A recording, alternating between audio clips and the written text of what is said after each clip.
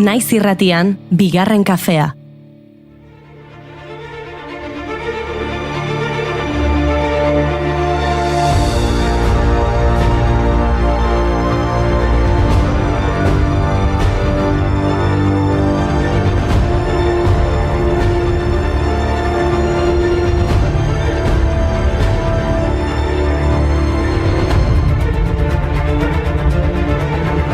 Egunon guztioi, egunon Goiuri eta egunon Mai. Egunon entzuleok, egunon Mai, Inigo, okume taula ekarri duzu Mai? Bai, egunon ekipo, okume taula eta tuper batzuk baita ere. Okume eta taperrak zertarako? Bueno, taula behean jartzeko eta taperrontziak piezak kolorearen arabera bereizteko Inigon. Hoi da, zuk nahi badezu izkinak bilatzen azaitezke. Nik ez dut zer ulertzen benetan, okume nola idazten den ere, oraintxe ikasi dut. Okume taula, taperguareak, izkinak. Esan izun astuko zuela Goiuri, banekin. Bai, nik ere banekin, bai. Inigo, mesedez, Gaur, puzlearen mundu eguna da. When it's time to do it no matter to who. But there's nobody there to do it but you. And what is it that has to be done is a puzzle and song. Now how do you know if you know how to do whatever it is to be done by you? If there's nobody there to do it too. And what is it that Puzlearen mundu eguna urtarriaren 29an ospatzen da 2005-etik. Adimena, pazientzia eta sormena lantzen dituen zaletasun hau omentzeko. John Spilsbury geografo ingelesak 1776 inguruan lehenengo puzlea asmatu zuela gogoratzeko balio du. Spilsburyk historiako lehenengo puzlea sortu zuen Europako mapa batekin. Egia da Inigo ketzuela puzlearen eguna gogoratzen, hori egia da. Baina, Inigo, honekin agian etorriko zizizu oroitzapenak. Badakizue nork uzten zion ikusleari bere filmetan falta ziren den piezak betetzen? Nork? Ernest Lubitschek, eta inork ezin duen arren xehetasunez azaldu, hortik dator Lubitsch ukitua esaldia. 1882an jaio zen Berlinen Ernst Lubitsch zinema zuzendaria. 22an Hollywoodera joan zen eta bertan egin zituen film gehienak. Haren ezaugarri nagusia Lubitsch ukitua zen. Hau da, bere umore sarkastikoan oinarritutako ikusmoldea.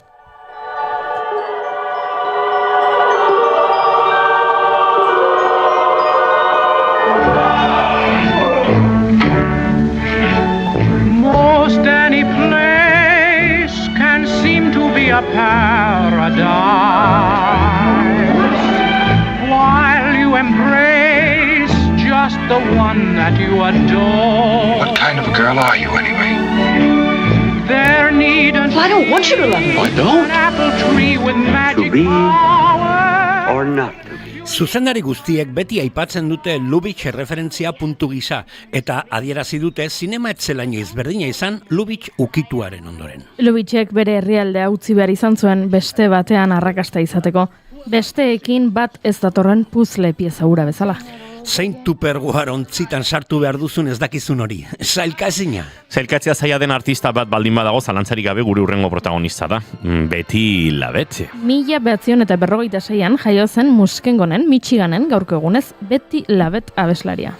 Betty LaBette, jaiotzaz Betty Joe Haskins, soul kantari handienetako bat da. Lehen disko simplea Maiman 16 urte zituela atera zuen. Atlantic Records diskotxeren eskutik. Aldizkako arrakasta izan zuen urte horietan guztietan. I've Got My Own Hell to Rise lana argitaratu zuen arte 2005an.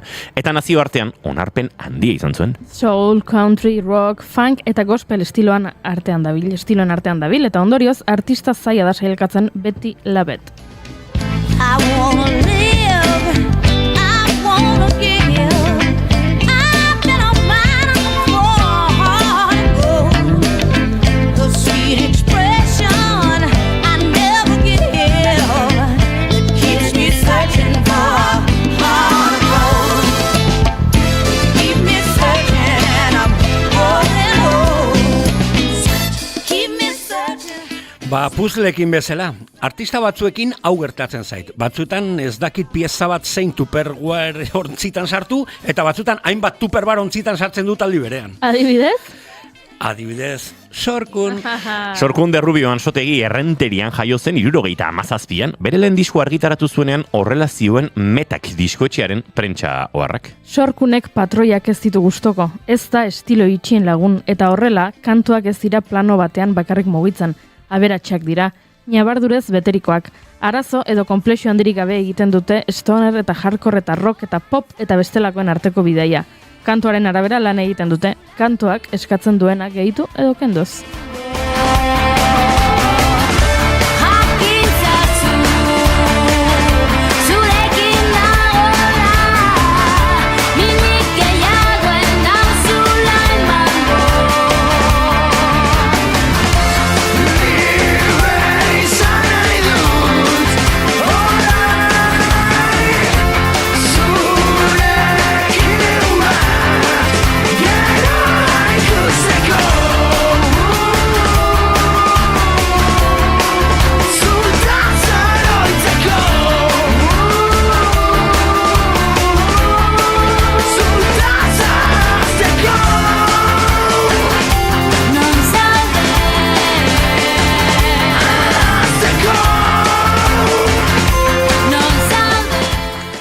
Ba hori da, nun zaude? A ber, nun zaude? Nun zaude, mesedez, non de Montre sartu zara. John Spielbergiren puzzle mapa honetan egon behar dago, Juri. Bai, badakit, jaio zen herrialdean begiratu dut Argentinan eta ez dagoan.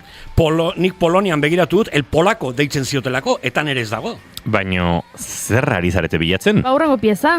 Argentinarra da eta Poloniarra deitzen zioten. Eta begiratu alduze Euskal Herrian, aian Nafarroan, zergatik ez, bere arbasoak handik etor daitezke? Egia Hemen dago Inigo.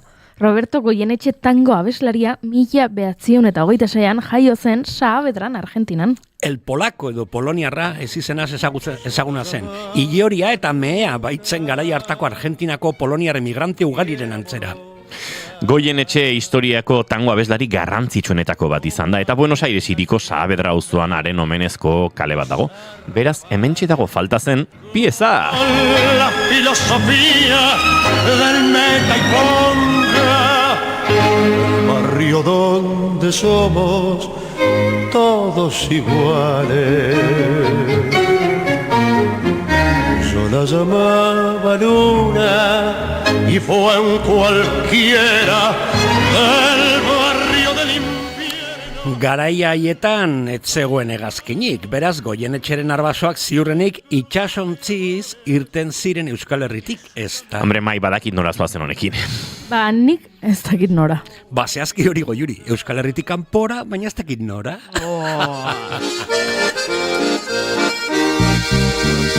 Itxasontzi baten Euskal Herritik kanpora naramate eta ez dakit nora. Itxasontzi baten Euskal Herritik kanpora naramate. 2002an hiltzen Kasiano Ibarguren Boñaga soinujole eta abeslaria. 16 urte zituela gelditu zen Kasiano itxu, horregatik Lizartzako itxua deitzen zioten. Eta berezitasun bat da kantu alai eta ritmo bizkorrekoak tonu minorrean jotzen zituela. Eta triste eta mantxoak tonu maiorrean kantuak idazteko bere modu bereizgarria zen hori. Bueno, listo. Uste dut, ia amaitu dudala nire puzzle erretratua. Norena da erretratu hori? Anton Txehovena, 1860an jaio zen antzerkigile, ipingile eta idazle errusiarra. Eta Goiura eskuan dituzun azken bi pieza horiek?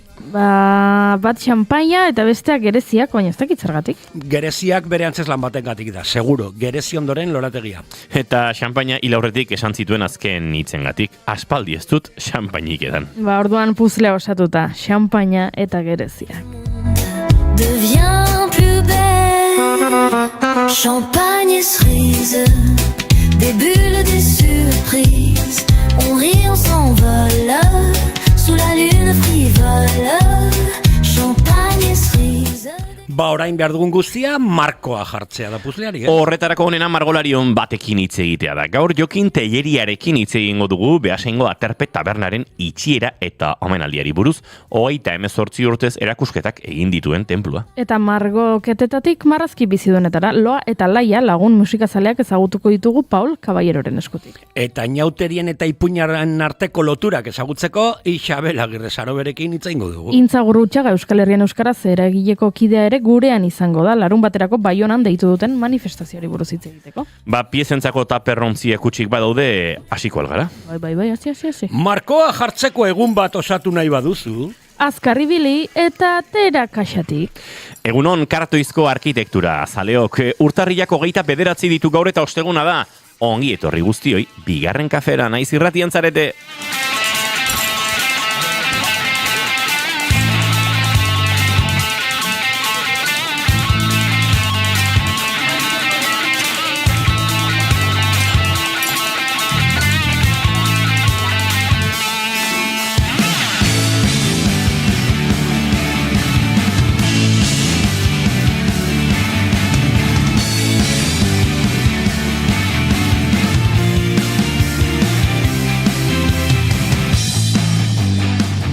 Zuekin entzuleok, Mai Gorostiaga Pozo egunon. Egunon piezak! Eta zuekin Goiuri Ezeizarandia egunon. Egunon. Izketan ari zaizuen hau Inigo Asensio Lurbide gaur bigarren kafeak 1117 du, urtarriak 29 goizak, 10:03, urrengo 2 orduetan zuekin 1000 izateko asmotan. Entzuleok ongi etorri, naiz irratian zarete bai, bigarren kafean.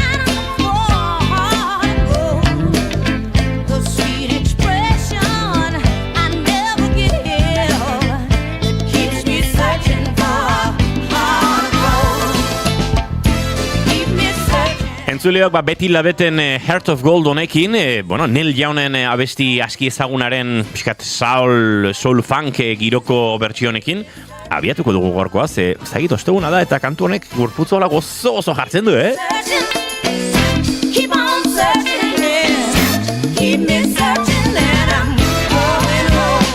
Egunon diote mendik, egun haueko oso urdurik doaztean zer kiobra eta testua ikasten, hombre gorka, ezkenekien estreinoa zen uniko resku artean, aizu, animo. Kaxian ozeona asko gustatzen zait, Mai, zelako dantza egin duzun gora, zure bizkarra, katxarro, azindarra. Egunon gaztiak diote mendik, egunon guztioi, musuak Euskal Herria eta Euskal Herritik urrun ere, entzuten gaituzuen guztioi, Euskal Herritik urrun bazarete eta gu entzuten ari bazarete, pixka bat Euskal Herri ere ari zarete sortzen, zaudeten tokian zaudetela, baina guk maite duten tartearekin arrankatuko dugu, abiatuko dugu, gaurko saioa, egunero bezala, eta bat dira 1117, Mai Gorostiaga Pozo, zein da zure maite duta? Maite dut izugarri, preinauteriko girua, somatzen den girua, ja Tolosan, batez ere, pentsatzen de beste herrietan ere, baina aurreinauteriko giro hori, ez? Aste honetan egun batzutan beida, alde batetik. Tintoreria bat ondotik pasa, eta inbeste txarangako jantzik ikusi hor zintzilika ja prestatuta ego garbi. Taberna batetik pasa, eta dekoratzen rotula gaioekin kolorek ematen kristalerari pixka eta paintzeko. Nire lagun batek ditu indit, bere elkartean dekoratzeko ideiak emateko. Ez dakit, horrelako gauza gertatzen dinenean, badirudi, como kemen zehozer gertatu behar da laizter. Tardun maite dut horrelako giroa.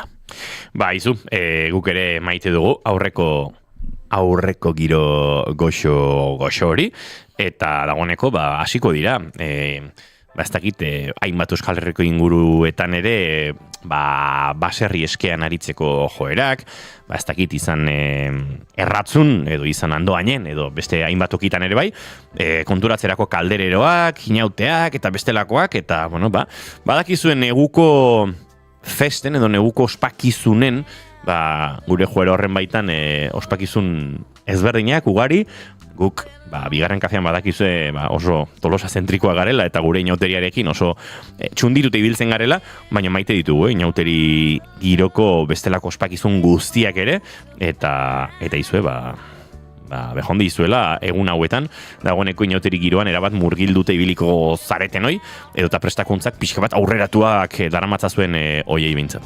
Estresa. Betty Labet, Fortune Teller, aizue, ez dakit, justu gaur Betty Labeten efemeridoria itzaki hartuta, saio abiatzeko modu goxoa. Zeina zure maite duta, Juri? Nere maite duta da berriro abiatu dela telebistako lehiaketa bat, gustoko dudana, eta ni enaizu hartu ez du telebista ikusten ditudan gauzak beti streaming plataformen bidez edo webgunetan ikusten ditut, baina telebista hori da, ohiko kateak eta ez ditut ikusten. Eta antza denez bueltatu da niri asko gustatzen zaidan lehiaketa bat, eta lehen ikusten nuen nire mutilagunarekin, Miguelekin, baina orain Miguel beste kontu batzuengatik, entzule finenek jakingo dute, Miguel ez dago hemen Madrilen dago, baina ikusten dugu lehiaketa hau, bakoitzak bere etxetik, eta sentitzen dugu elkarrekin gaudela, eta hori da otxo polita. Agian lagun batekin komentatzen duzuna bezala, nik pelikula atal berria atera dute telesailontakoa ikusiko dut, eta zuk ere ikusi, eta bukatzen dugunean komentatu egingo dugu, estilo horretan, eta hori polita da. Bai, oso polita iruditzen zaite izu. Fortune teller, fortune teller, look into your crystal ball. Fortune teller, tell me, fortune teller, is there any love for me at all?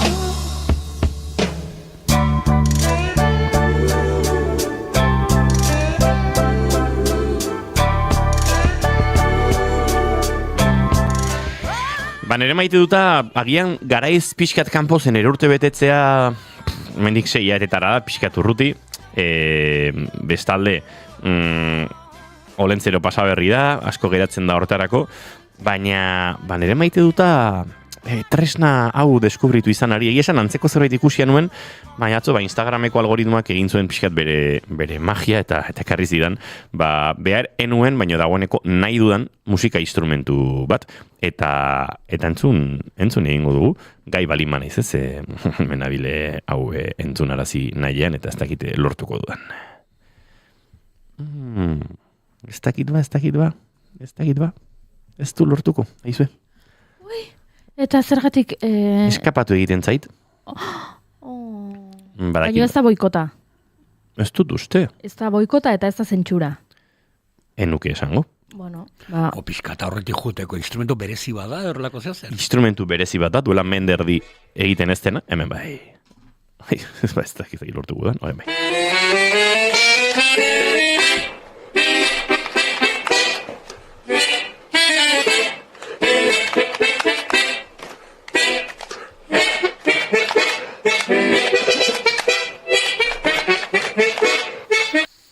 Gaur Goienetxeren urtebetetzeak direla pixka bat kolore horietara garamatza, batez ere jarri dudan zatitxo honek, ez? Esango nuke baduela pixkat tangoaren kolorea, ez da?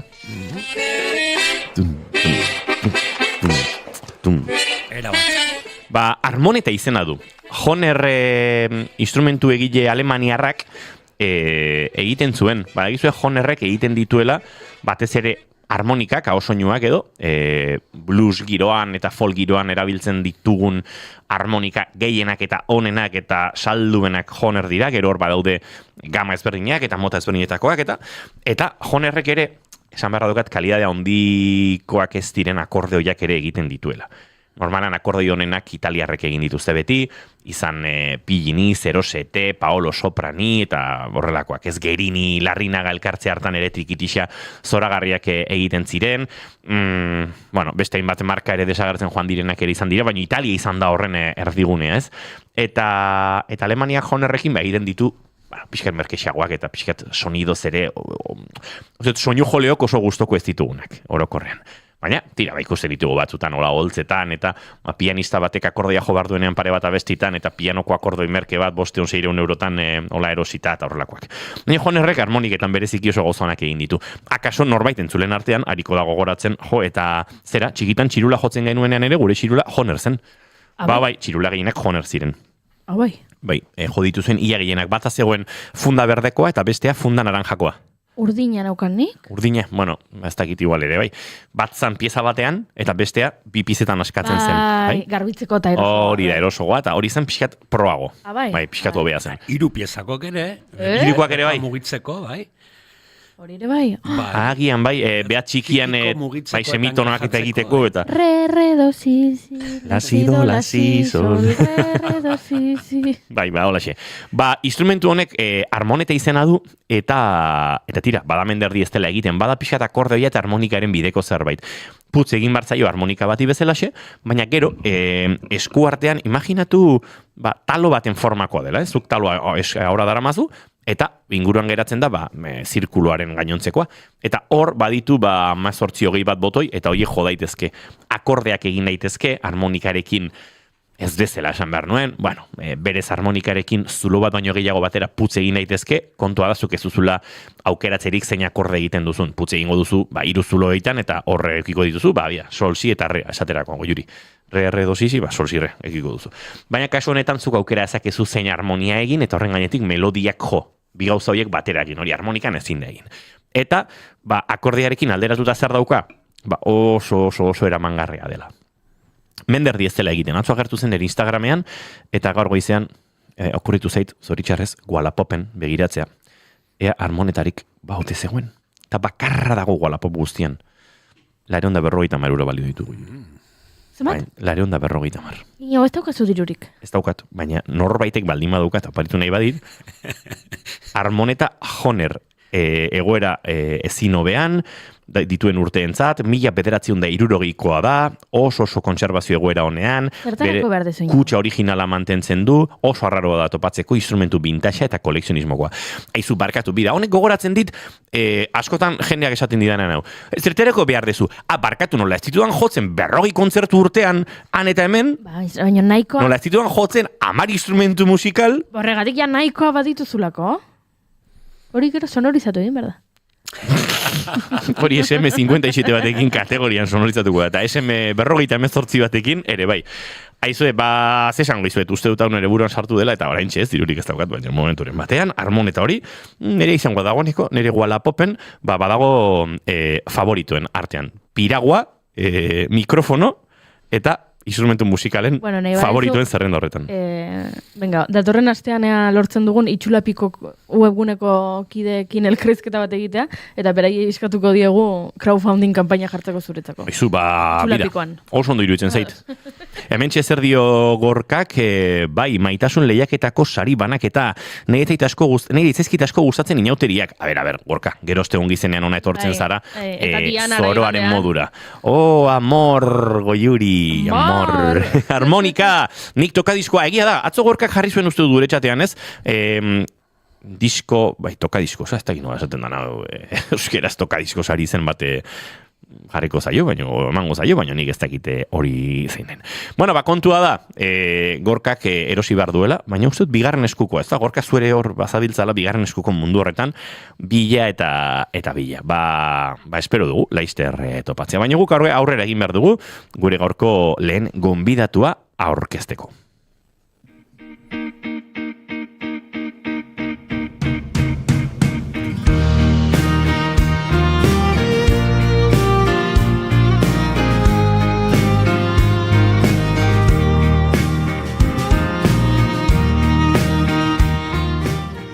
Puzlearen mundu eguna denez, puzleekiko dudan lehen oroitzapena kontatu nahi dizuet. Puzle handia zen. pieza hori asko zituen, eta izugarri kostatu zitzaidan amaitzea. Ez nuen ulertzen, zergatik ziren piezak hain antzekoak, euren artean denak horiak eta horiak eta horiak eta horiak. Baina bazuen zentzua. Puzzlea amaitutakoan, Vincent Van Goghen eguzkiloreak kuadroa agertzen zelako. Horrela deskubritu nituen bi gauza. Puzzleak eta margolanak gustatzen zitzaizkidala.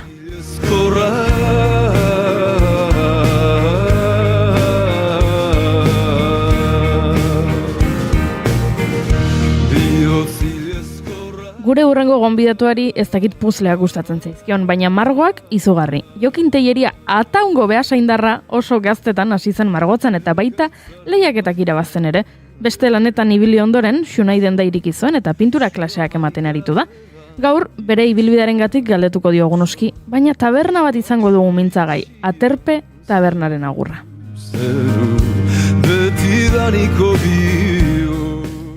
Eta honen inguruan hitz egiteko, esan bezala, gurean da Jokin Telleria. Egunon, Jokin? Egunon. Bueno, izunik esan dut, ataungo behasaindarra, horrela identifikatuta sentitzen zara horrekin? Bai, nik askotan esaten dut, izena eta abizena aldaudezkitzu, baina nun jaiozea noiz sekular, ez? Orrun, ataundarra naiz, eta ezin detukatu, eta gainea ez daukete bukatzeko hori. Oso umetan etorri ginen behasaina bizitzea, eta mundu guzti pentsatzen du behasaindarra naizela, eta horrekin ere, onartzen dut baita ere, baina ni berez, ataundarra naiz. Zeona. Bueno, egunon Jokin, eta lehenik eta behin Xunai espazioa, Xunai denda, guain, zure estudio partikularra, horren atzean, esango nukela urte asko eta asko daude, ez, eta lanpilo bat.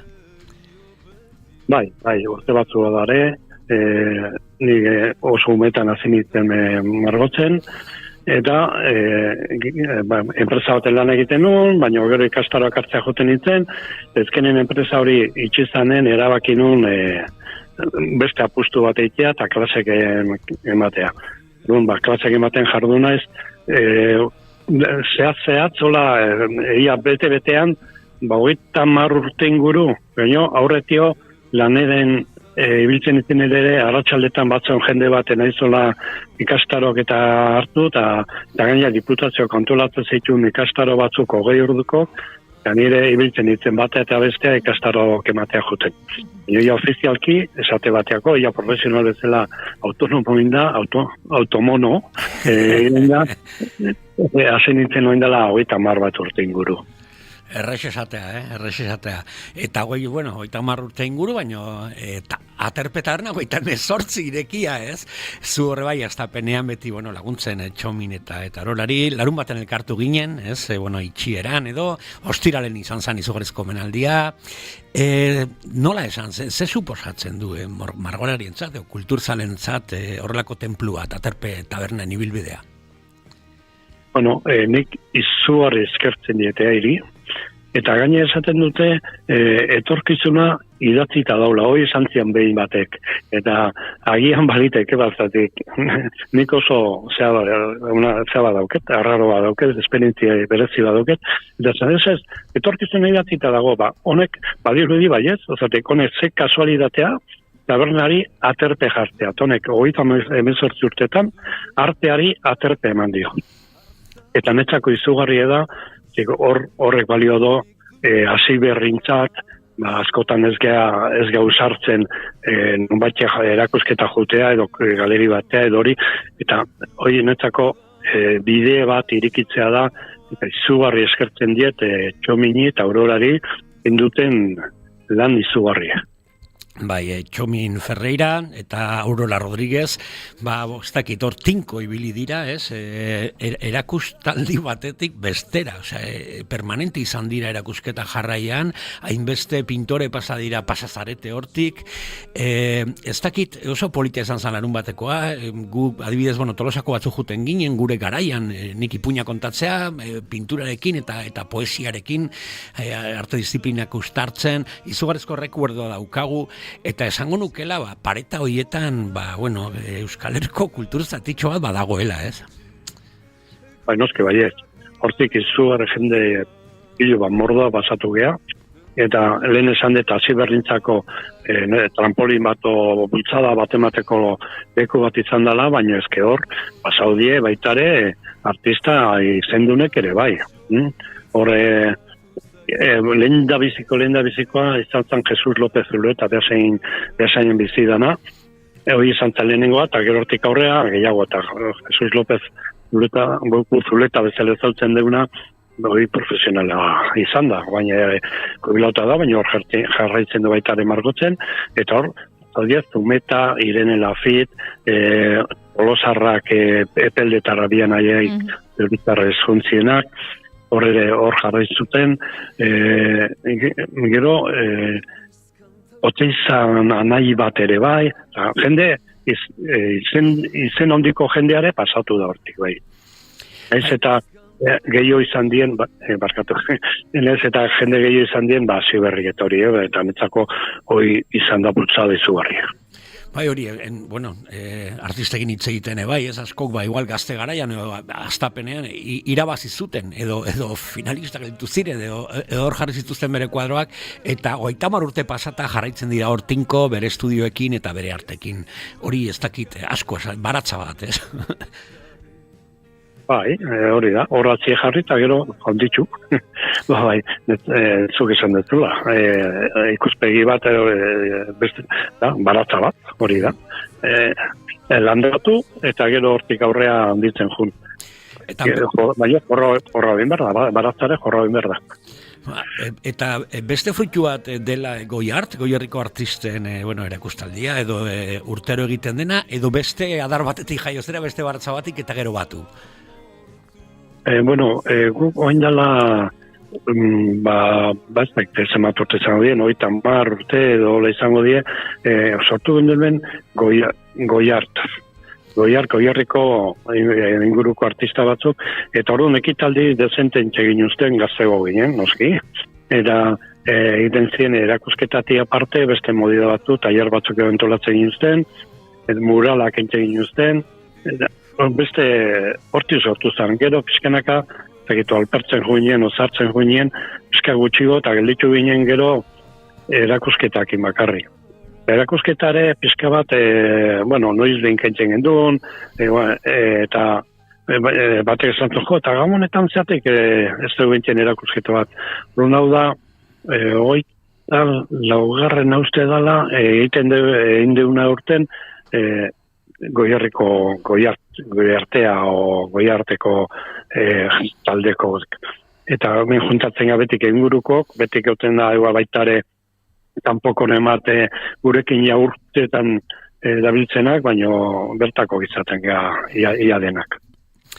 Komentatu genuen larun baten jokin, Txomin Ferrer eta zuzeu txikitatik lagunak zarete edo, aspaldiko, eta, ez dakit pasadizoren bat guzti kontatu zen unan tabernan, nolako da Txomin, jende asko ez du ezagutzen, horrelako pertsona bat itzalean lan egiten dula bere tabernan, artea bultzatzen edo bere ikuspuntutik aportatzen zerbait, nolako da Txomin?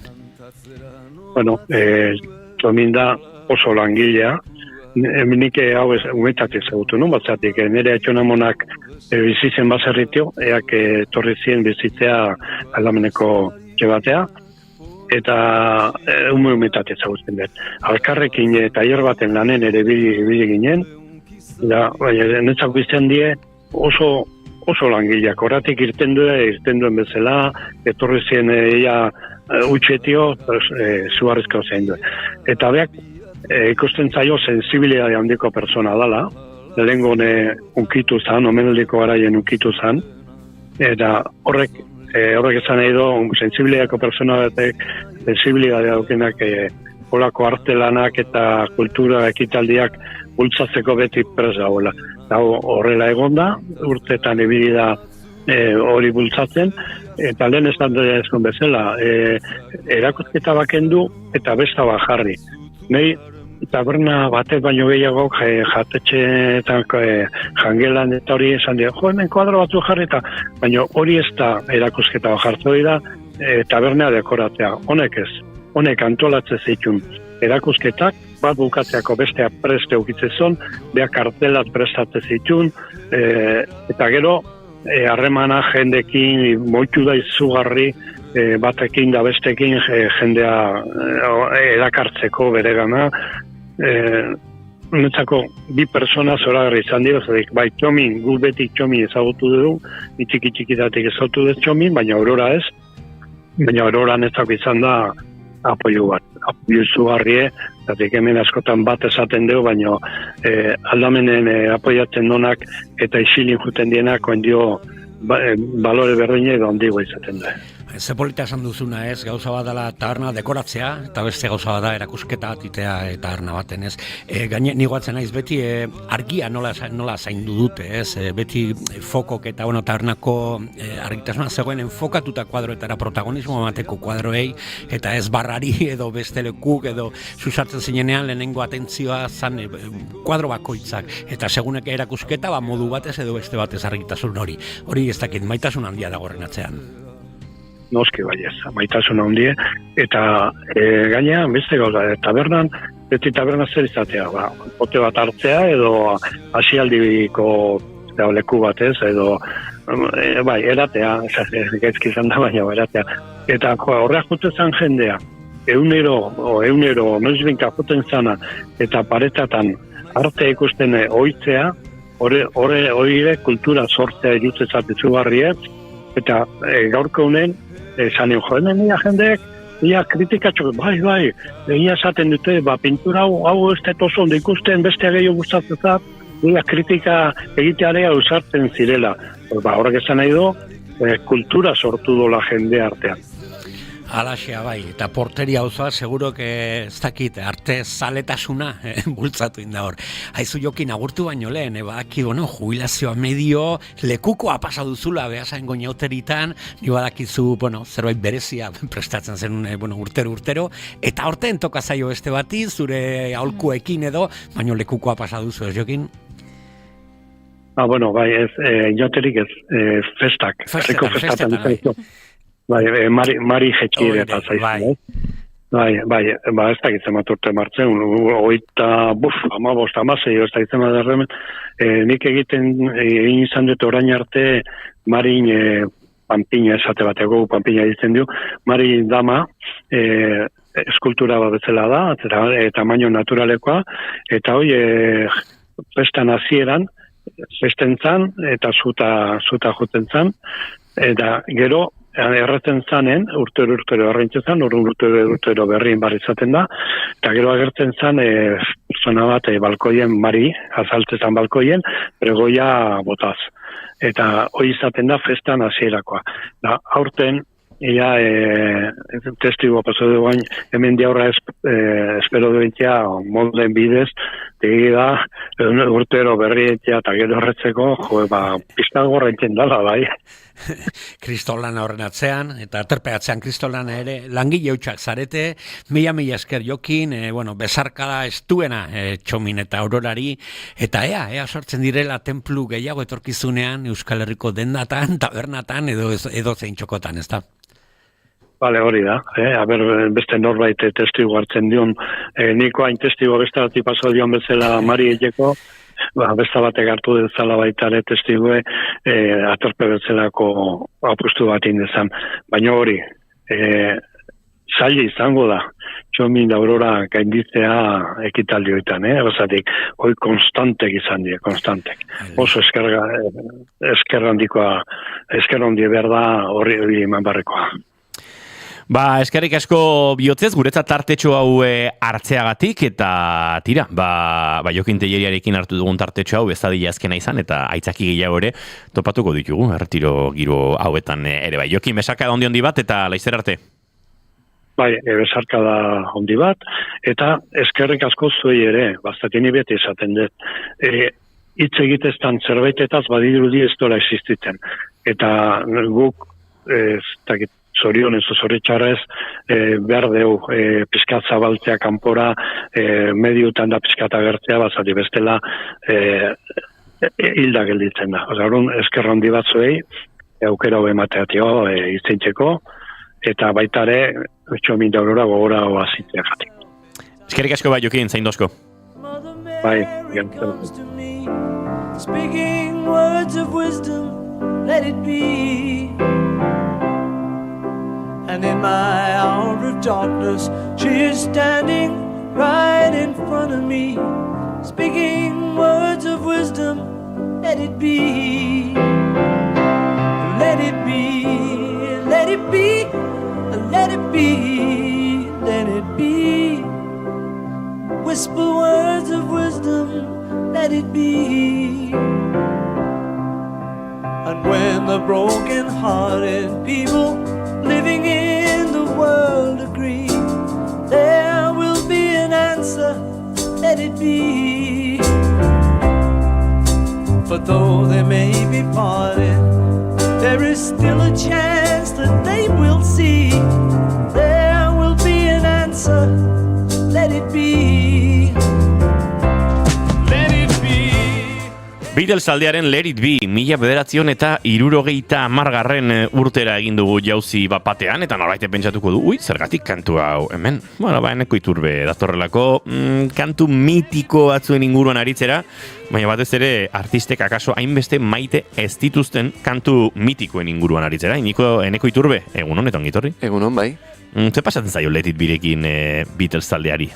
Bueno, ez duk esan bezala, artistek hainbeste maite ez duten edo nazkatuta dauden abestiez hitz egingo dugu, eta Let It Be horietako da, nire lista horretako lehenengoa, eta Let It Beren kasuan, badakigu garai horretan Beatlesen artean bazegoela tentsio bat, John Lennon eta Paul McCartneyren artean bat bereziki, eta orduan, John Lennonek esatezun askotan, Paul McCartneyren abestiak zirela amonentzako musika, edo baita maitasunezko abesti tontoak. Eta horien artean, kategoria horren barruan sartzen zuen Let It Be. Zesate zuen, ez dakitze pentsatzen zuen Let It Be idatzi zuenean, Paul McCartneyk. Hori Paul da, baina ez dauka Beatlesekin zerikusirik. Wow. Bomba! Bai, hola, bomba. Eta esatezun izan zitekela Paul McCartneyren bakarkako edozein diskotako abesti bat, edo beste bere edozein proiektutako abesti bat, Beatlesekin ez zuela zerikusi handirik. Eta ikuste zuen abestia pixkat hori. Etzekila Paul McCartneyk zeatikan egin zuen abestia, ulertze zuela mezua, baina ez zuela Beatlesekin ikusten.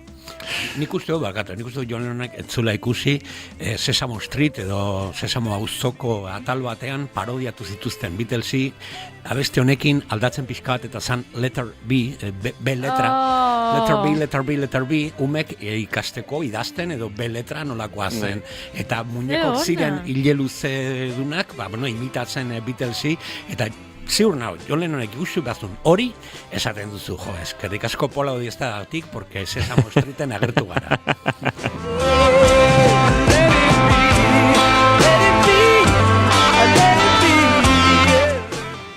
Bueno, bai, ez da hainbiteleroa kantua, hori egia da, baina... Eta kaka pixkate eman dugula hamarkadetan kanduenekin, eta lotu dela pixkate, ez dakite... amodioa egin eta ez guda, eta pixkate bapatean Bataklango atentatuen ondoren antxe agertzen den Let It Beko pianista pixu honekin, eta, badagor bere historia Let It Be kantuaren atzean, eta gira da, pixkat urteekin. Bai, gehiek entzun da, ez da? Baina mendik aurrera soilik Letter B entzungo dute, Letter B, Letter B, Letter B. Zehora. Whispering words of wisdom. Letra gehiago badakizu mai. A ver. Pasako izue jartzeko, nero zuen. Hemen da. Gaina orkesten du nola zan vampiro hori zenbatzen zituen, Dracula hori. Hor dago bertxioa, letter B. Bai, uste edo horrein esaten zula ezagutzen zela, The Haunting. Ba. Sesame Street, The Beatles, Let It Be. When I find I can't remember what comes after A and before C, my mother always whispers, let her be.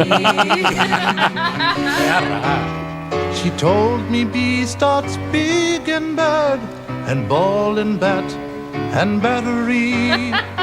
Yes, ba means let her be. Guazen denok. Let her be, let her be, let her be, let her be. She whispers ba means let her be. Bueno, aizue. Honek dirudi Angela Alkainek eta Guazen Mankenetan. Bai. Iten zituzten... Bai, ez da. Ze kabroiak eta, baina ondo itezuen, Oso ondo. Humorea eta ondo egitearen arteko muga horretan ze ondo, Mamma mia, oskailuan da, bai, jateko dispuesto. Aizue, bere sortzaiek pixkat gorroto dituzten beste kantoekin jarraituta. Hemen dugu Madonnaren Like a Virgin, 1984. Bai, hori da.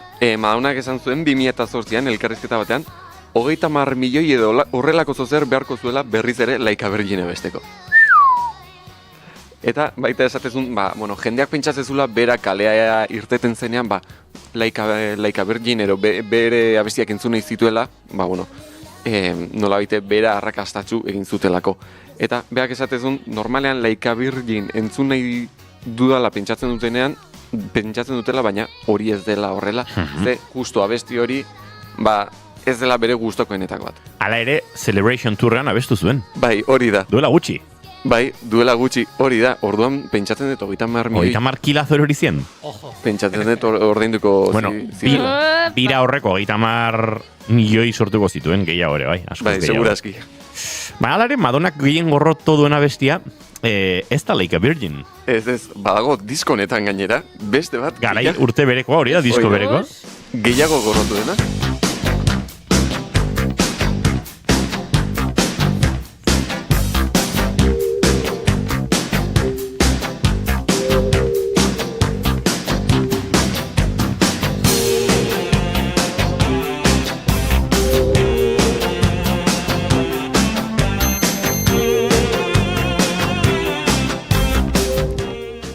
Arazo izan daiteke pixat haterra dela Madonna. Autohaterra. Autohaterra, ez da. Bai, material ger ere, ez du gustoko, gainera gutxiago. Besti hau gorra da, Bai. Piskat Katy Perry. Katy Perry eta Prada lesan inguran ez duitzen. Ja, ez dakit. Berezi dena, bale. Bai, xiringo naiz.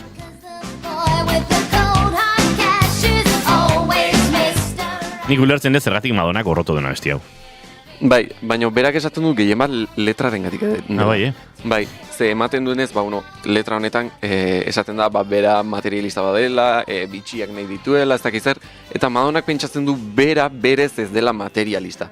Osa, berak adibidez, zorioneko da la Frida Kahloren kuadro bat eukitzeko, etxe polit bat izateko, baina bera bizi daitekela, adibidez, baso baten erdian, etxola batean. Eta 30 milioi eskatuta. Hori da, nikoi pentsatuet. Benetan ez zera la materialista. Ez ez, 30 milioi eskatuta gero, ez dakit. Pixkat kontrajarria ere, Madonna, baina hortxe 3. bestia, gaurkoa.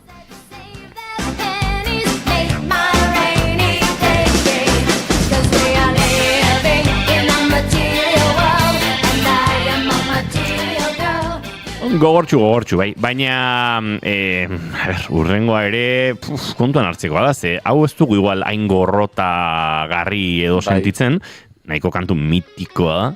Bai. Zenbat jende saiatu den gitarra ikasten hasi zenean riff hau jotzen. Bai.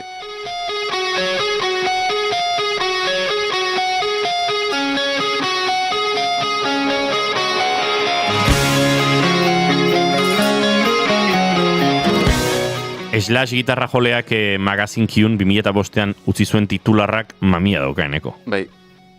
Riff inozo horrek oraindik izorratu egiten nau. Izajoa.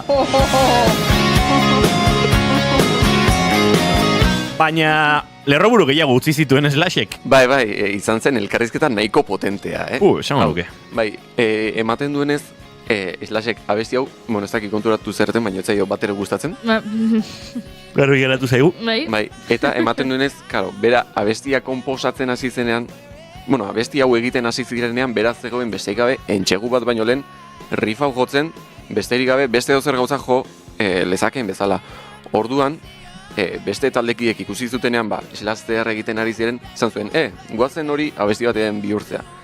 Eta, ez zitzaion bat ere gustatu, ateratzen abestia, baina bueno, esaten zuen baita, abestia idaztea eta entxaietzea izan zela baita hortzak ateratzea bezalakoa. Ai, ni baintxe agineko minakin nabil, feizatik. Kolpea hartu non igual horregatik, baina ez dut imaginatu nahi hortzak ateratzea, zeko gorra den, eta gizakoak horrela sofritzen zuen, ez dakit? Pixkat esageratu ere bai, ez? Baina egia da, errifa dala pixkat oso ezagun egin dala, baina gitarrista batentzat pixkat igual amater, pixkat basikitoa. Eta nik uste bere egoa hor talkan dagoela, ez? Jo, baina zure egoa ez du elikatzen jakiteak milaka eta milaka ikaslek zuk sortutako doinu edo batekin ikasi dutela gitarra jotzen, edo hori dela ikasten duten lehenengotariko gauza. Jo, niretzat hori izango litzake segulako gorea, ez? Ego kontua balin bada, ez dakit. Egia da, ni segituan nazkatzen naiz abestietaz, ez? Ni obsesionatzen naiz abesti batekin, entzuten dut behin eta berriz, eta gero segituan mania hartzen diot, eta pentsatzen dut musikaria banintz nire abestiekiko ere pixka bat gertatuko litzaiakela horrelako zerbait. Bai, eta gainera pentsatzen du balada inozo bat dela. Gainera. Sarri fatzei gustatzen, abestiatzei gustatzen, eta gainera balada inozo bat. Aizue, kantu gehiago dozkagu eta orentxe erabakiko dugu, gaur kontatzen dizkizu egun edo eta beste egun batean jarraitzen dugun, baina guk estudio zentraletara salto egin behar dugu Laister azken ordukoaren bila, Itxaso Leon Kareaga lankidea antxe dugulako. Itxaso Leon, egunon? Kaixo egunon, kontatu behar dugu, iazko erdialdean Nafarroako 21 udalerri merkatu tentsionatuko eremu izendatu zituztenetik, alokairuaren prezioa 8,6 jaitsi dela udalerri horietan. Ez da hala gertatu ordea eskaintzarekin, egonkor mantendu baita 2025ean. Urte horretan guztira 4.202 kontratu formalizatu dira, aurreko ekitaldiko 4.176 kontratuen aldean. Hala adierazi du ostegun goizean Begoña Alfaro, 3. lehendakariorde eta Nafarroako gobernuko etxebizitza gazteria eta migrazio politiketako kontseilariak. Foru erkidegoan alokairuaren prezioek izan duten bilakaeraren berri eman du, joan den uztailaren 30ean 21 udalerritan alokairurako prezioen muga indarrean jarri zenetik. Azaldu duenez eta Nafarroako alokairu kontratuen erregistroko datuen arabera, etxebizitza merkatu tentsionatuko zonalde izendatutako 21 udalerri horietan alokairuaren prezioa 8,6 jaitsi da 2025eko 4. hiruhilekoan, eta 2. hiruhilekoan batez beste 849,3 euroko alokairua izatetik, 4. 775,9 eurokoa izatera igaro da. Era berean jakinarazi du 2025ean guztira 4.202 alokairu kontratu formalizatu zirela eta 2024an berriz 4.176. Hau da, 29 kontratu gehiago merkatuaren erregularizazioa gustuko ez duten sektoreko interes pribatuek erabili duten eskaintzarekin hausten duena. Puntu horretan 2025ean egindako kontratuen 88,5 tentsionatutako etxebizitza merkatuko eremu izendatutako udalerrietan egin direla gaineratu du, eta alokairuen 11,5 soilik egin direla alakotzat jogabeko udalerrietako higiezinen gainean.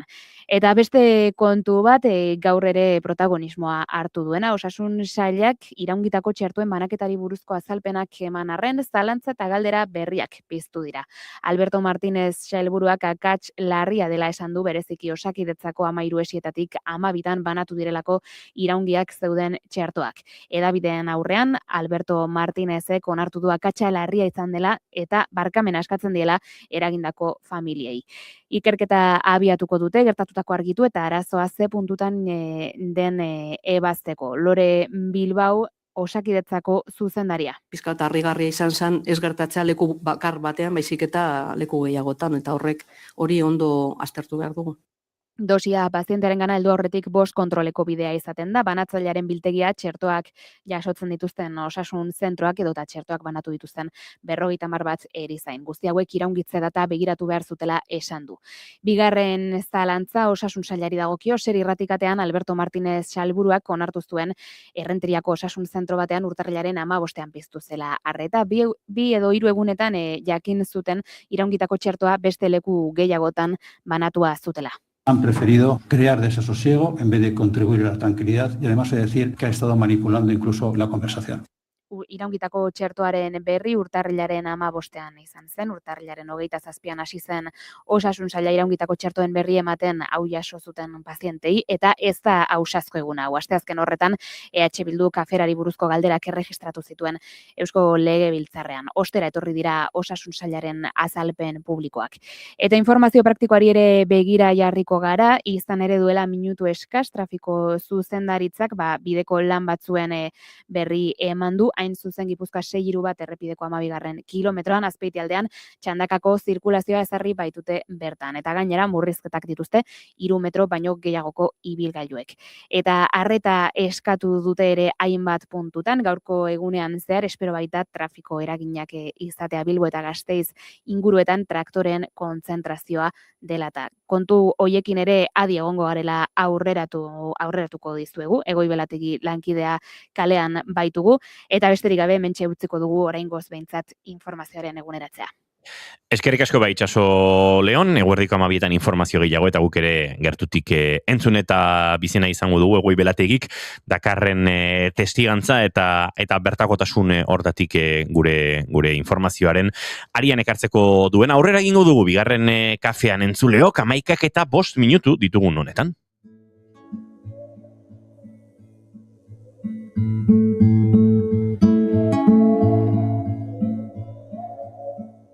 Arbolapean urtero bezala batu gara, falta direnak gogoan, ospa dezagun bizitza.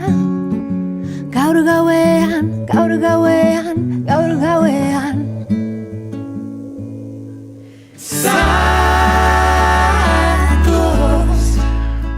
Loa eta Laiari gara entzuten eta segituan gurekin izango ditugu Loa eta Laiako kideak, baina entzuleok eskatu diguzue gorroto duten kantu horietakoren bat gehiago entzutea, eta bat gehiago eskiniko dizuegu eta segituan egingo dugu saltu urrengo gaiera, baina Neko Iturbe gurekin dugu. Hainbat kantu dauzka esku artean eta horietatik batzuk gordeko ditugu, ez dakit bihar edo astelenean gure entzuleekin elkarbanatzeko. Nik urrengoa enuen espero sortzaile gorrotu duten kantuen zerrenda honetan,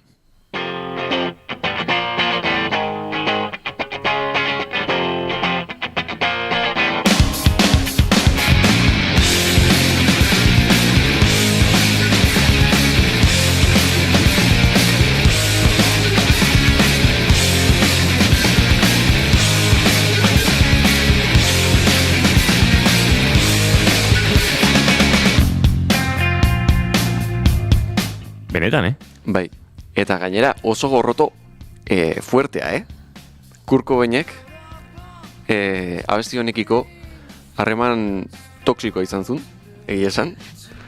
Bestea gauza askorekin bezala.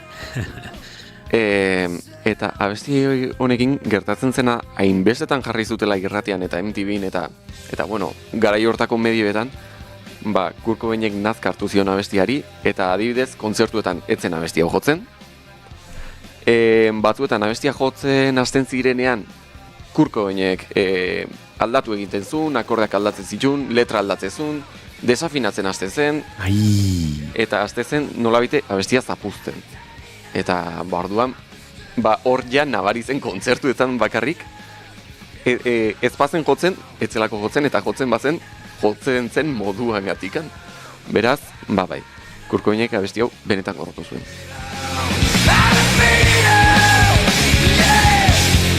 Nitzat barkatu, baina deigarria da gauza bat, diskoa ateratzen dutenean, ez dute esaten hori. Milaka kopia saldu oskero, orduan esaten dute gorrotu dut abesti hau, gorrotu dut abesti hau. Baina promoan daudenean ez dute esaten, atera disko berri hau eta abesti hau gorrotu egiten dut. Nik uste ez dela gorrotatzen hasieran. Bai, eta gainera, Kurko Benek ere esaten du horren inguruan. Nik abesti hau gorrotatzen dut gehiegitan entzun detelko. Agian beste abesti bat argitaratuko balitzake single moduan disko honetarako adibidez esaten du Drain You, Nei Drain You abestia askoze gehiago gustatzen zait, letraz enez nazkatzen eta enez nazkatzen abesti hori jotzeaz, baina agian hori izango baliz singela etzen enuke erlazio berdina izango. Orduan nik uste hor dagola baita azpimarratzeko puntu garrantzitsu bat. Bueno, Nirvanaren kantu aski ezagun honekin, agortu egingo dugu eneko, eta gordeko ditugu hor beste sorpresatxo batzuk, eta gorrotu dituzten beste kantu batzuk urrengorako, baina interesgarria nik, batzuekin imaginan ezaken, baina Smells Like Teen Spirit horrekin ez, eta, ulertzen dut nondik nora, eta batez ere, askotan musika gintza eta kantu gintza ofizio bezala izate horretan, daude pixkate zure barne gatazka kudeatzeko behar batzuk, eta uste dut gatazko horiek kudeatzea ere, badela musikariaren lana, eta hori ondo eginezean, kantuak gorrotatzen bukatzen duzula. Baina badira gehiago, beraz beste batean jarraituko dugu. Beste bostok horrez bali manago. Hori da. Eneko Iturbe datorren astelenean esango nuke, jarraituko dugu gai honekin. Ados, ba. Eskerrik asko.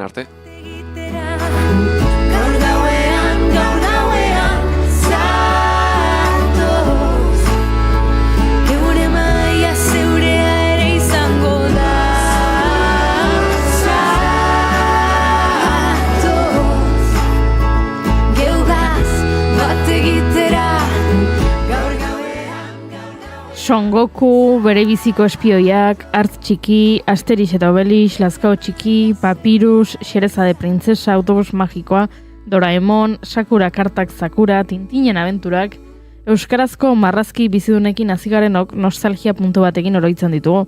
Nostalgia ona, Gozatu dugunaren oroitzapenez betea.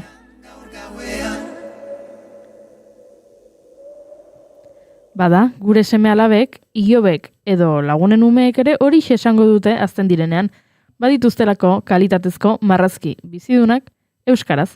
Horietako bat da Loa eta Laia jaiotzez euskalduna eta familia osoarentzat egina den telesaiak 4. denboraldia estreinatu berri du. Oraingoan didaktika musikalean eta balio unibertsaletan gehiago sakondu dute. Eta gu izaeraz nahiko ume garenez, tarte bat eskaini nahi izan diogu. Proiektuaren ilustratzaile eta sustatzailea den Paul Caballero prest dugu telefonaren beste aldean. Egunon, Paul? Egunon denoi. Lehenengo galdera egin behar dizut, Paul, guk bigarren kafean gure gonbidatuei bi galdera egiten dizkiegu, eta aukera ematen diogu bietako bakarra erantzuteko. Beraz, nik egingo dizkizut bi galderak, eta zuk aukeratu, Lehenengo galdera da. Etorriko balitz, zinema zuzendari bat orain zuregana eta esango balizu, zure bizitzari buruzko pelikula bat egingo duela, baina ezin duela jaio zinenetik orain artekoa kontatu, soilik etapa zehatz bat konta dezakela, ze etapa aukeratuko zenuke, hori da lehenengo galdera, agian hori aukeratuko duzu, baina agian bigarrena aukeratuko duzu. Bigarrena da, ea nola imaginatzen duzun, nola irudikatzen duzun, edo behintzat nola gustatuko litzaizuken izatea zure funerala, zure hileta. Beraz, nik bota izkizut biak eta esan bezala bakarrarekin konforme geratzen gara, Pelikularena edo hiletaren azuk erabaki zein erantzun. Jo, ez dakit nola erantzun horrei. Nik lehenengoa, zuzende etorriko balit, etapa bat aukeratzekotan, oraingoa aukeratuko nukenik. Oindan nik uste, egita, oindan ere bizitzako etaparik bizirena. Eta, oindakadaz nik nire erabaki guztien ardurak eta dana, ordu niretzako supergarrantzitsu da hori. Ze ona, apuntatzen dugu eta orain sakonduko dugu Loa eta Laiaren denboraldi berrian. Ze iritsi da 4. denboraldia duela 2 egun estreinatu zenuten eta ze sentsazioarekin iritsi zarete puntu honta? Oingo sentazioak osonak dira, nahiko hasi gara, hasi inanetikona, eta, oin ja, telebistan egonda, eta, zuen motako irratitik, aurkezteko aukera izan da, superposik, Orduan, oso vibrazionak dakaguz, eta ongo 4. denboraldi honetan, ikusiko dugu nola doan aurrera. Nik galdetu nahi nizuke, Paul, ea zurzaren gehiago. Laia, Loa, Niko edo Kian? Nik ikuste dut nik Loa naizela gehiago. Niretzako Laia da nahiko punkia eta Loa nire itxure. Nik ikuste dut nire izarra dela hori. Aipatu ditut nik hainbat pertsonai beraien izenak, ze hauek dira, protagonistetako batzuk aipatu dugulako Loa eta Laia badatorrela 4. denboraldi batekin.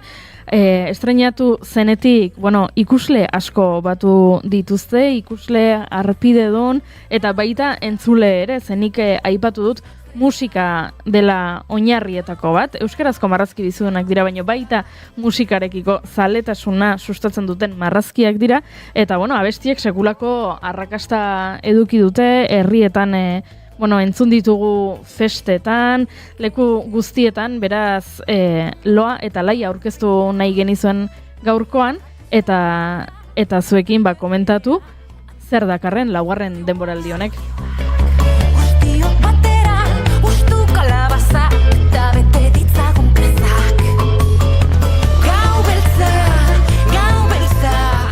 Eta minutu batean galdu dugu konexioa Paulekin, baina orain uste dute bi kanaletan entzuteko moduan ere bagarela eta elkarrizketarekin jarraitzeko moduan.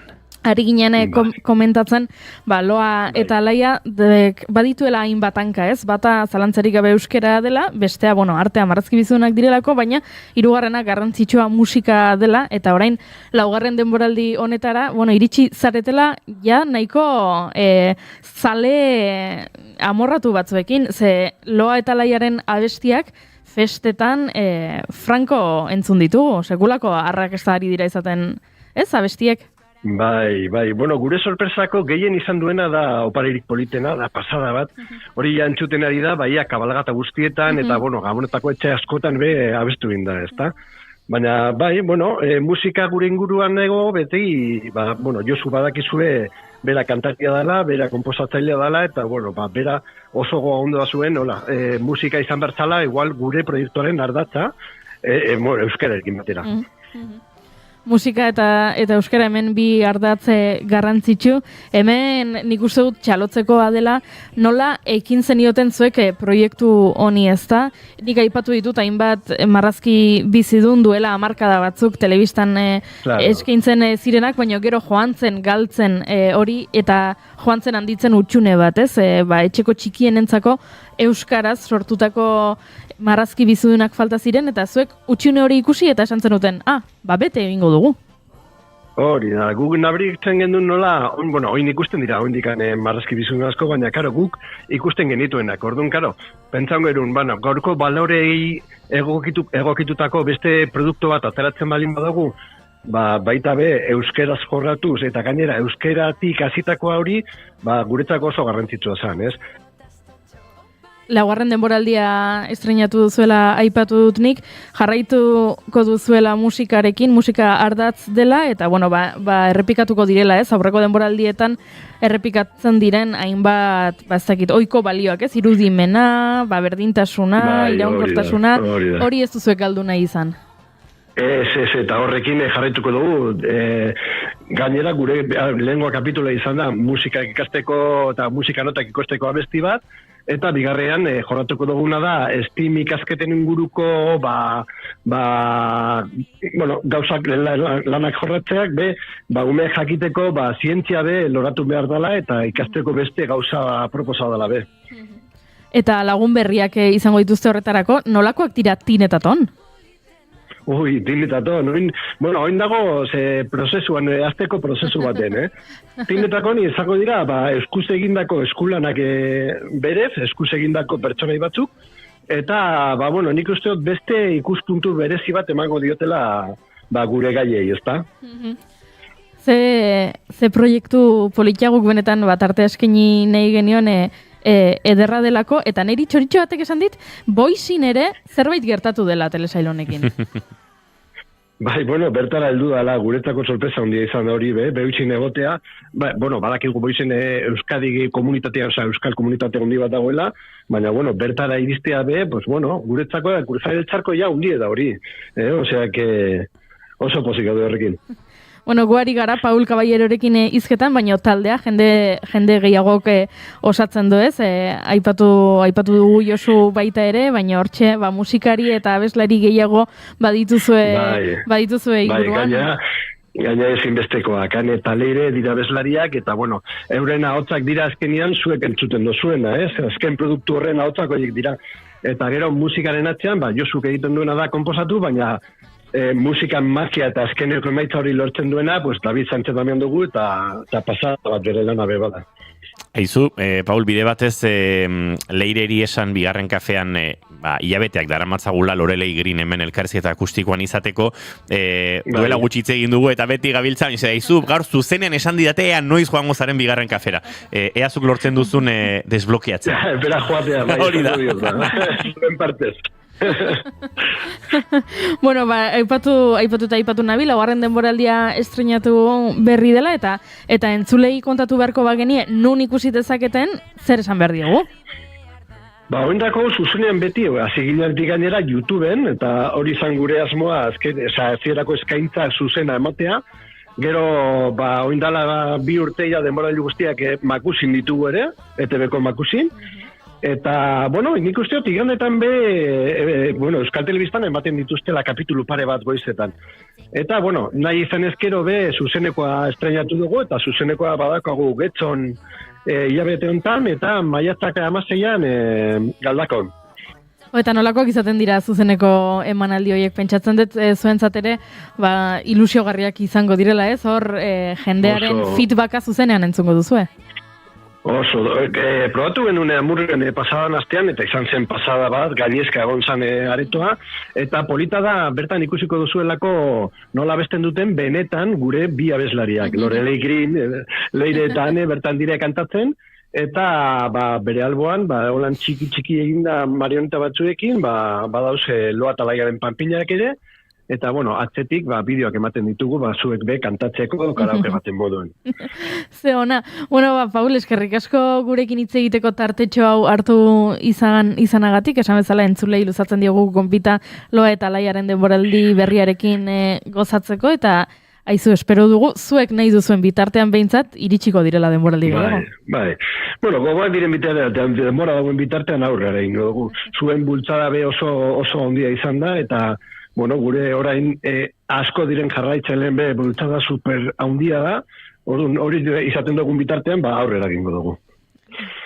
Paul, mila esker, eta jarraituko dugu harremanetan, eta jarraitu sortzen, eta jarraitu aurrentzat euskaratik eta pedagogiatik horrelako lanak egiten. Mila esker. Bale, zuei agur. Entzuleo, goizeko 11:21 minutu, bagoaz aurrera, gai gehiagorekin, bixi eta gozo.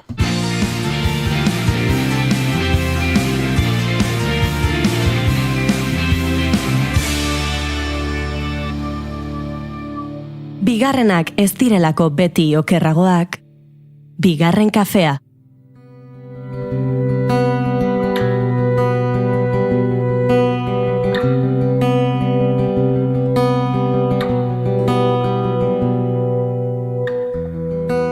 Mendebaldeko kostaldean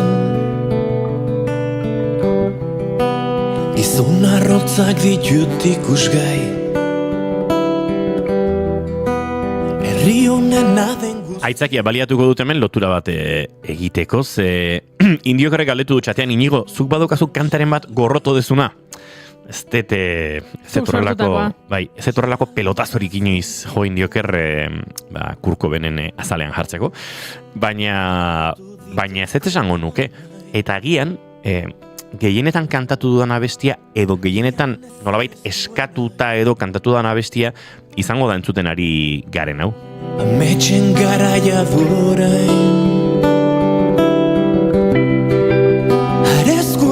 Hain zuzen ere Sahara herriari eskenitako kantu bat delako, ez da bakarra postal kolekzionistak garen on errepertorioan, baina bai da egia, izan Kristina Berasainen Sahara herriaren inguruko liburuaren aurkezpenetan, izan Sahara ekitaldi ezberdinetan, askotan egokitu zaidala kantu hau jotzea, eta oso gustora jotzen dut, ez dit xarmari galdu, egia da, ziurrenik erabat identifikatuta sentitzen jarraitzen dudalako kantuan diodanarekin, Sahara herriak bizi duen injustiziarekin, eta lehen aldiz kanpalekuetan egoterakoan sentitu nuen sentsazio horrekin, eta da denbora iaia geldituta dagoela eta pazientzia eta nolabait autokontrol ikaragarria behar duela gizarte batek 50 urte betetzen ari diren honetan, kanpaleku batzuetan lapurtu dizuten herri hortatik urrun egoteko, ez?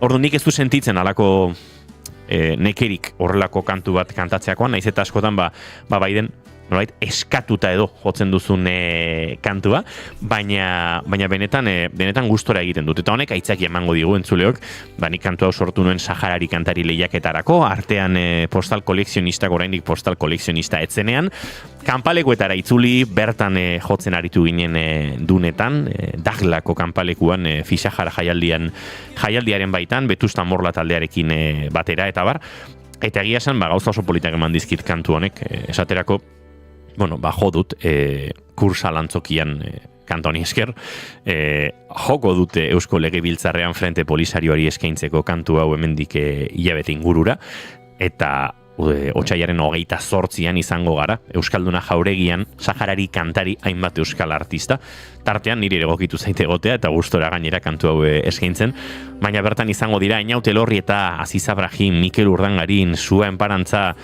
Olaia Intziarte, Itziar Ituño, artista mordoa, eta guk sarrera bi dauzkagu zuen artean zozkatzeko, eta zozketa hortan parte hartzeko goiuri gure Instagramera sartu, eta bertan Laister berriro igoko dugun storytxo horretan idaztea besterik ez zaie geratzen. Baina idatzi behar dute, ea zergatik joan nahi duten kontzertu berezi honetara. Arrazoi asko daude, kontzertura joateko, baina gu jakin nahi dugu zuena zein den, eta horrekoan esan genuen, erantzun guztiak direla balekoak, joan nahi duzu, Saharare herriarekin loturaren bat duzulako, joan nahi duzu besterik gabe, ez dakit, Olaia Intziarte ikusi nahi duzulako, joan nahi duzu egun horretan ez duzulako planik eta lagun guztiek abandonatu egin zaituztelako eta behar duzulako planen bat zure eguna betetzeko, arrazoi hori ere, baleko emango dugu ez, eta esan bezala, denak entzun nahi dugu, zuen arrazoi guztiak entzun nahi dugu, eta gero erantzuten duzuen artean zozketa egingo dugu. Egia da, momentuz jaso ditugun erantzun gehienak poetikoak izan direla. Bueno, Saharari kantarik zerbait badu poetika da, ez? Erresistentziaren poesia. Esango nuke aipatu ditugun artistetatik aratago ere poesiarako espazioa izango dela. Jon Maia Soriare bertan izango da, eta Jon Maiak, hitz egiten duen bakoitzean ere, poesia aruntzko joera hori oso berezkoa du. Beraz, oso egun berezi izango da, otsailaren 28ko hori, eta gu gonbidatu nahi zaituztegu, bertan egotera. Gure Instagramean sartu, eta bestela, Euskalduna Jauregiaren webunera jo, eta Saharari kantari otsailako 28 Bilbo Euskalduna Jauregian, bertarako sarrerak eskuratzea, besterik ez duzu. Aurrera goaz, azken gai bat, eta segituan, gure gaurko azken gonbidatu ere, dagoeneko prest daukagu hemen, bigarren kafeanen laborategian.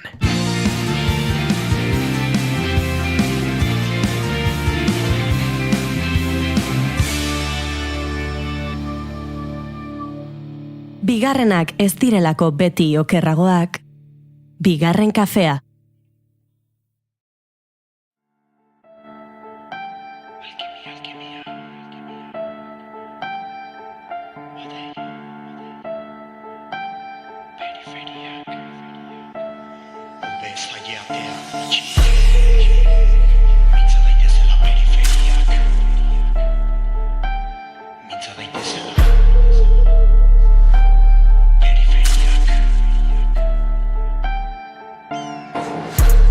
Gauza ikaragarria, gure erregela, ez alduzu uste denik larria, hola banatzea pastela, hanzten gaituzte ez da berria badakigutak. Aste bidira, Euskal Herrian Euskarazek agerraldia egin zuela Bilbon. Euskal zaleak urtarrilaren 31an Baionan mobilizatzera dituz. Zergatia? Bada hemen testu inguruak. Aspalditik euria ari du zer gira ari gu ongi dakigu Euskal Herriaz mintzo zaizkigu. Joan den irailaren 27an Euskal Herrian Euskaraz mugimenduko laukidek Euskaraz bizi nahi dugu margotu zuten Pirinio Atlantikoetako departamenduak Baionan duen egoitzan. Hala euskaldunok jasaten dugun zapalkuntza gaitzetsi zuten, bi ideia nagusitan jarri azpimarra. Alde batetik, frantses estatuko agintariek euskararen alde diharduten erakundeak ez dituztela ekonomikoki behar bezala laguntzen. Eta bestetik, Euskal Herrian euskara bigarren mailako hizkuntza bezala tratatzen dutela. Dira handiagoak ditugu mugamentalak, eta beri begira aski argira. Ekintza horregatik datorren otsailaren 5ean 4 militante horiek Baionako auzitegian epaituko dituzte. Euskal Herrian euskaldunok bigarren mailako herritarrak bezala tratatzen gaituztela salatzeagatik epaituko gaituzte. Gure eskubideen alde borrokatzeagatik epaituko gaituzte. Euskaraz bizi nahi dugula, aldarrikatzeagatik epaituko gaituzte. Alaxe diote protagonistek. Txikiegiak. Euskararen herrian euskara baztertua, zapaldua eta gutxietxia dela horixe salatzen dute eta legalki egiten ari direla zapalkuntza hori. Lege bidez ari dira euskara eta euskaldunak zapaltzen, egungo legedia, bidegabea eta linguizida baita. Horregatik desobedientzia eta jarrera intsumisuak indartzen jarraitzeko deia egiten dute antolatzaiek, lege bidegabei eizbaitiete obedientziarik zor.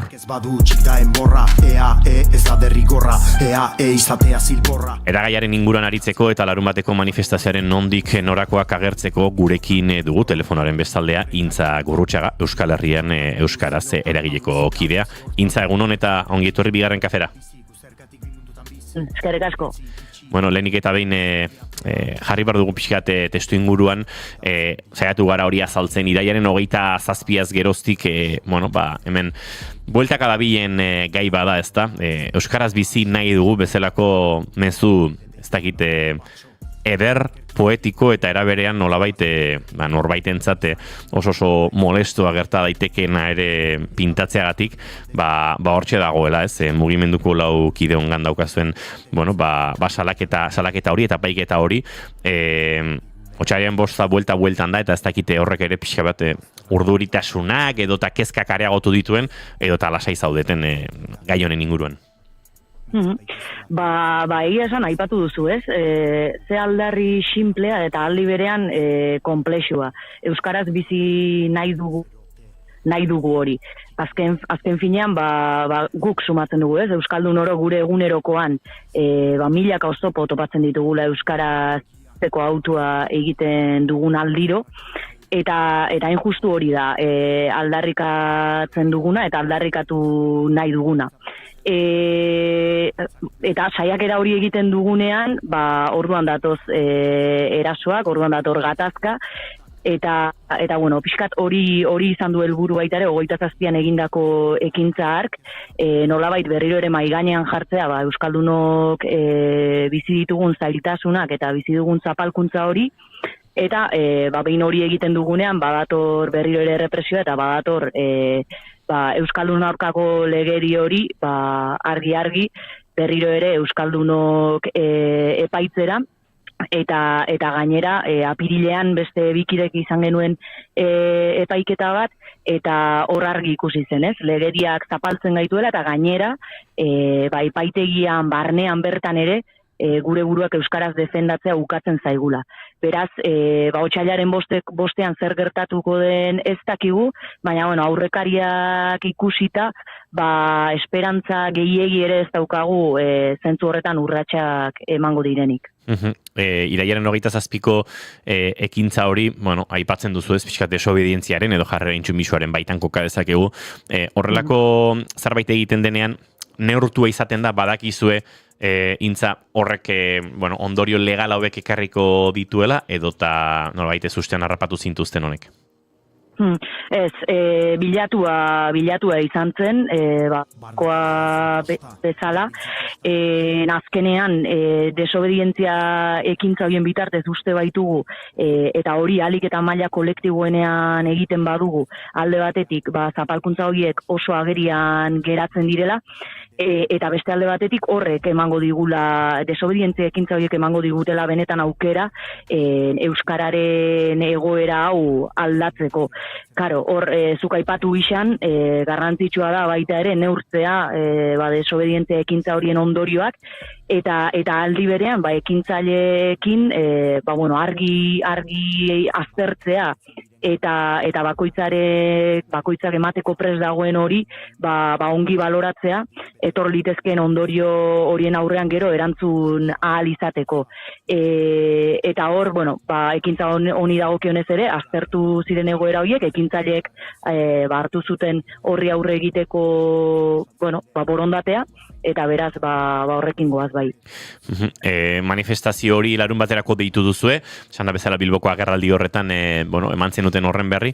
Pirineo Atlantikoetako departamentuak Baionan duen egoitza itzinean, eguerdiko 12etan, bertan, ez dakit nolait, auzipetuen ganako babes mezua, baina batez ere, instituzio frantsesekiko salaketa eta aldarrikapen ekitaldi bat ere, uste dut, biak nolabait biltzen direla Intza.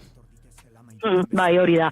Azken finean, uste dugu, zuzenki seinalatu behar direla, gaur egun Euskaldunon eskubideak zapaltzen dituzten arduradun politiko horiek, Baionan izan zen ekintza, zehazki seinalatzeko Euskal Herria nahi ez da ere administratiboki bitan zatituta daukagu, hor beraz, alde batetik Frantziar estatua dago, eta beste aldetik Espainiar estatua, eta horiek beraien hizkuntza politiken bitartez eta beraien konstituzioen bitartez une oro Euskaraz bizitzeko gure nahi hori une oro oztopatzen digute, beraz uste dugu garrantzitsua dela bi estatu horiek seinalatzea eta ekintza horren bitartez neurri batean hori egitea izan zen asmoa, eta beste alde batetik esan duzun modura elkartasuna adieraztea kide hauei, izan ere, horrelako prozesu bat, epaiketa prozesu bat pasatzea, ez da inoren gustoko prozesu bat, eta garrantzitsua da, lehen aipatu dudan modura, kolektiboki babes hori sentitzea, azkenean laukidek egin dute ekintza hori, baina ekintza hori ez da euren individualki eurek duten eskubide hori aldarrikatzeko, baizik eta Euskaldun ororen eskubideak aldarrikatzeko egindako ekintza bada, beraz hor garrantzitsua da babes hori sentitzea, gainerako euskaltzaleok ere geure egitea nolabait eurena den epaiketa hori, eta beraz larun bateko hitzordu hori neurri horretan bada baita ere, naiz eta laukide horiek epaituko dituzten, euskaltzale oro gaudela aldarri horren alde, eta zentzu horretan babes hori izango dutela bai epaiketa prozesuan eta gainerakoan ere. Zalantzarik gabe, Intzagurtxaga mendik besarkada bat auzipetuei eta besarkada bat Euskal Herrian euskaraz eragiletik augustia sustatu, bultzatu, eztabaida mai gainean eta kaleetan jarri eta erresistentzia nolabait keinu horiek ere gauzatzen ari zareten hoi, jarraituko dugu harremanetan eta jarraituko dugu nolabait auziak ere egiten duen bidea aztertzen. Eskerrik asko eta tira, larun batean ondo joan dadila guztia. Bai, mila esker zuei. Eta eskaigoki boikota, jater, master, ena izanen oien maizer, laster, bazter baten geldituko dira eta zer, manaieran kera alfer, oiekin ez dut hartuko placer, alaber seme, alaber honek ez dizkie beteko biklatere, zote duten zuten deia, olakorik zuten deia, eia, 2008 gainditu alditu. Entzuleo, goizeko 11 eta 36 minutu ditugu, eta bagoaz esan da bezala, gaur hemen gurekin estudioan, eta aurrez aurre izango dugun, gure azken gonbidatorekin, lasai eta goxo aritzera. Geratu hemen gurekin, naiz irratien.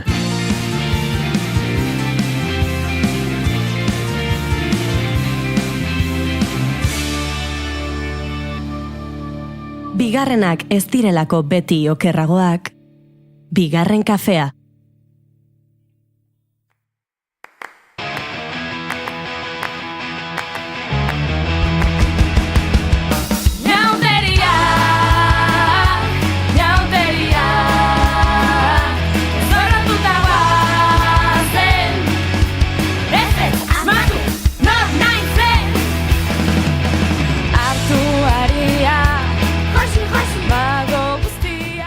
Urteko lehenbiziko inauteria, urteko azken inauteria izan ohi da. Bitxia ez da? Abenduaren 31ko gauean, Iruñeko bizilagunak mozorrotu egiten dira. Urte bat agurtu eta beste urteari hasiera emateko. Orduan, urteko azken orduak eta urte berriko lehenengo orduak mozorrotuta pasatzen dituzte. Egun gutxiren ondoren iristen dira uitziko inauteriak, ofizialki urteko lehenak izen hori jasotzen dute. Urtarrieko 10aren bueltan izan ohi dira eta. Ondoren, zerrenda luzeagoa dator. Leitzakoak, Sunbiakoak, Zubieta, Ituren, horrela Euskal Herriko mapa pixkanaka mozorroz betetzen da. Eta gaurkoan, inauterien inguruan hitz egin nahi dizuegu, baina gu tolosarregiak gara, horretaz hitz egiteko eta beraz gonbidatu ezin hobea ekarri dugu gurera. Isabel Agirresarobe, egunon Isabel. Egunon. Tolosarregia gara gu, Bai, guri inauteriak aipatzen ditugu eta guk Tolosako inauteriak bakarrik ditugu buruan eta hori gainditu egin behar dugu inauterik gehiago daudelako munduan. Bai, alaxe da. Eta Euskal Herrian. Bai, baina egila da Tolosako inauteriak, okate bere pixua, Danok pixka bat bedatzen ditugu Tolosako inauteriei. Baina gaurkoan ez dugu Tolosako inauterie, erreparatuko diegu, baina ez gara horretan oinarrituko Hala ere mai inauterietaz hitz egingo dugu. Baina usurbilgok, jungo gara usurbilea, eta, Isabel Agresarorekin batera, bidaitxo hori. Nik, Tolosakoa aipatzen, esango nukela, claro, frankismo garaian, esan dezakegula, bakarrak izan zirela, edo gutxienetako batzuk, ez, Tolosakok mantendu zirela. Hor, beti inbadaina bardura bat, eta da frankistek inauteriak nahi zituztelako, egia da. Batzutan kontatzen dugu, tolosarrismotik kontatzen da, esamen frankismoan ere inauteriak egin ziren, erregimenari ziria sartu izan bagenio bezala. Eta hemen, egin zena zen, gaur egun herriko... Fiestas de primavera. Bai, hemen, abizen ondo euskaldun askoren aiton amonak ondo frankistak ziren, eta frankista haiek euskaldun xamar eta inauteri zale izan da, parrokoan gainatu zuten nolabait Fiestas de primavera egiteko. Wenceslao Mayorari. Bai, jauna. Historikoa da, bai. Den dena kontatzen hasita. Esan edudana da, akaso igual, azken urtetan, azken, ez dakit, amarkadatan, edo, pixkanaka, Tolosakoa igual jundala, ez dute esango desinflatzen, baina beste realitate batera iristen, eta bitartean hainbeste herriko eta hainbeste lekuko inauteriak, hasi gindirela, edo izugarrizko, ez dakit, lertu direla, edo ez, handitu direla, handitzen ari direla, sendotzen ari dira. Eta kasu usurbilekoak izan daitezke, ez? Baskarrik asko gure herria horre ere du gisa hartzeatik. Earki puztu dateko hemendik. Baina egila da, horrarraz guztiak azu, pixkanaka txerripizten du diala inguruko inauterik, eta usurbilen nik dakidanez aspaldiko inauterien berri ez daukat. Izan nere gurasoak ez beti usurbildarrak, ni bezatet emezela imigranti da, ala bat. Eta orduan, pixkanaka, oandala, ez dakit, 30 urte inguru edo hasi ginean usurbilen, inauterik ospatu nahian, eta larun bat horrekin, ez da? Eta pixkanaka urtero mantendu inda. Eta oandala urte batzuk, pixka bat, pustu ingenitu, inauteri horiek. Eta ja ez da bakarri larun bat ageatzen, ostiralare bai. Guia, hortxe egea, inauteri potolo xamarra ideakin edo, bai. Eta hemendik horreago, umek hasiko dira esaten, beti danik izan da, tradizioa dala, eta beti horregon direla, ez? Mira, hoxe da gure naia. Bai, hoxe.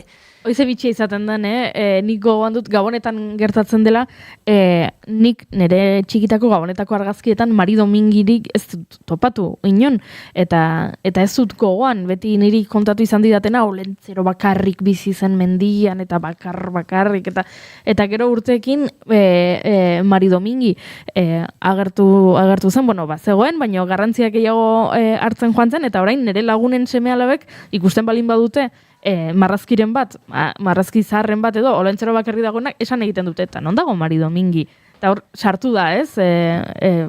Gaztetxoenen buruan, Mari Domingiren figura, eta inauterietan berdina gertatuko da Usurbien. Bai, hoxe, baina Usurbilen, ze pertsonai ederra sortu dan, ze gure herriko armarrian, agina, zuaitz agertzen da, eta barkatu aginarrak, baina Usurbiliko armarrian agina agertzen da. Epa, lokatza hemen, lokatza! Eta agin horren itzalpian edo, basurde bat. Epa! Eta ordun, ze pertsona izango deu Usurbildarrok? Urde izena jarri die, ez gizaki, ez animali alako nahasmen bat, eta Usurbilen, urde pertsonaia agertuko da, eta beldurtuta gaude, ze asmokin etorrikote dan. Nolakoa da urde, ez dakit bildurgarria umentzat, ez dakit biurria... Bueno, bastarrak nahazten ditu noietako bat. Eta gainea zenei deu inauteri eta danankaz gora jartzia, eta gainea badakit pixkanaka, herriko ume batzuk hasi diala esaten, haunditan beraiek urde izena dutela. Eta urde iritsiko da ostiralean edo larun batean? Ostiralian, beraz, egun ederrak datozkigu. Eta pentsatzen dut, herriko guzti mozorotzen direla ere, ongi etorri hori emateko edo, ez dakit ongi etorria edo. Bai, da alako nazmena, ez dakigula garbi ongi etorria dan, edo usatu nahi dugu, baina aldi berien nahi dugun behakineon, eta betikua biurrikeri gaztekeria don hortan, ez dugu parti izan nahi, baina ikusi nahi dugu, ez da? Eta azkenian, horri biltzeia. Eta bai, ostiralian, mozorro batzuk egongo dira, pertsonai batzuk bai, eta, bueno, gomidapena da, herri osua, etorri daitezela, kale jira hortan, urdere behar txiki bat izango degulako, ze urtero deskalabur bat gertatzea, eta orduan ostirala horrekin, urderen laguntza beharko dugu gauzak, esan dezagun bere lekuan edo jartzeko. Bai, eta bueno, herriko jende asko hartuko du parte. Aspalditik handatoz horrelako pertsonajek, inauteriekin lotuta. Nik ezagutzen ditut Italian, edo Asturiasen badago beste bat, edo Galizien, edo horrelako beti animalekin lotuta, eta hori ez dakizu, bihurrik direla, baino majok dira, maitagarrik dira, baino bildurra ematen dute, denet nazmen hori komedialartekin lotuta, kaso. Bai, hor da, egila, gezurra, fikzioa, eta aldi berien nahi bat dao, eta gu hausartzez gen hori, pertsonai horrek egiten ditu. Bai, hoxe, eta, zorionez, pixkanaka egia jasotzen Europako herri ezagun eta ez ezagun pila batetik inauterin berri. Eta danak, baino, emateu, berdina diala, ezta? Leku beretikan sortuak baiala, eta horrek esan edu, danak elkarri lotut gaudela, eta alako oinarri berdin badaukagula daun artean. Asko kultura animestekin, eta ez, askotan lurrarekin lotuta animalekin, urteko zikluakin, gauza ederra daude. Eta lehen esan dezuet Tolosako udaberri festa horiek ospetsua, nik aurkitu dut. Bestak anekdota bat, bakizue horipean liburua Xamar izeneko gizon batek aterazun, eta, inguruko hainbat gauza komentatze ditu, ezta? Eta noski, badao arlo bat inauterik. Eta ze aurkitu nun, eta 20. mende hasieran, Tuteran edo inguruan, herritarrek inauterik ospatu nahi eta ez zu omen zuten usten. Ez dakigu agintarik, Eliza, edo, danak ustartuta egon izan dira beti. Eta zein zuten hauek, herritar hauek, nola ingo zuten, inauterik gabeko urtia.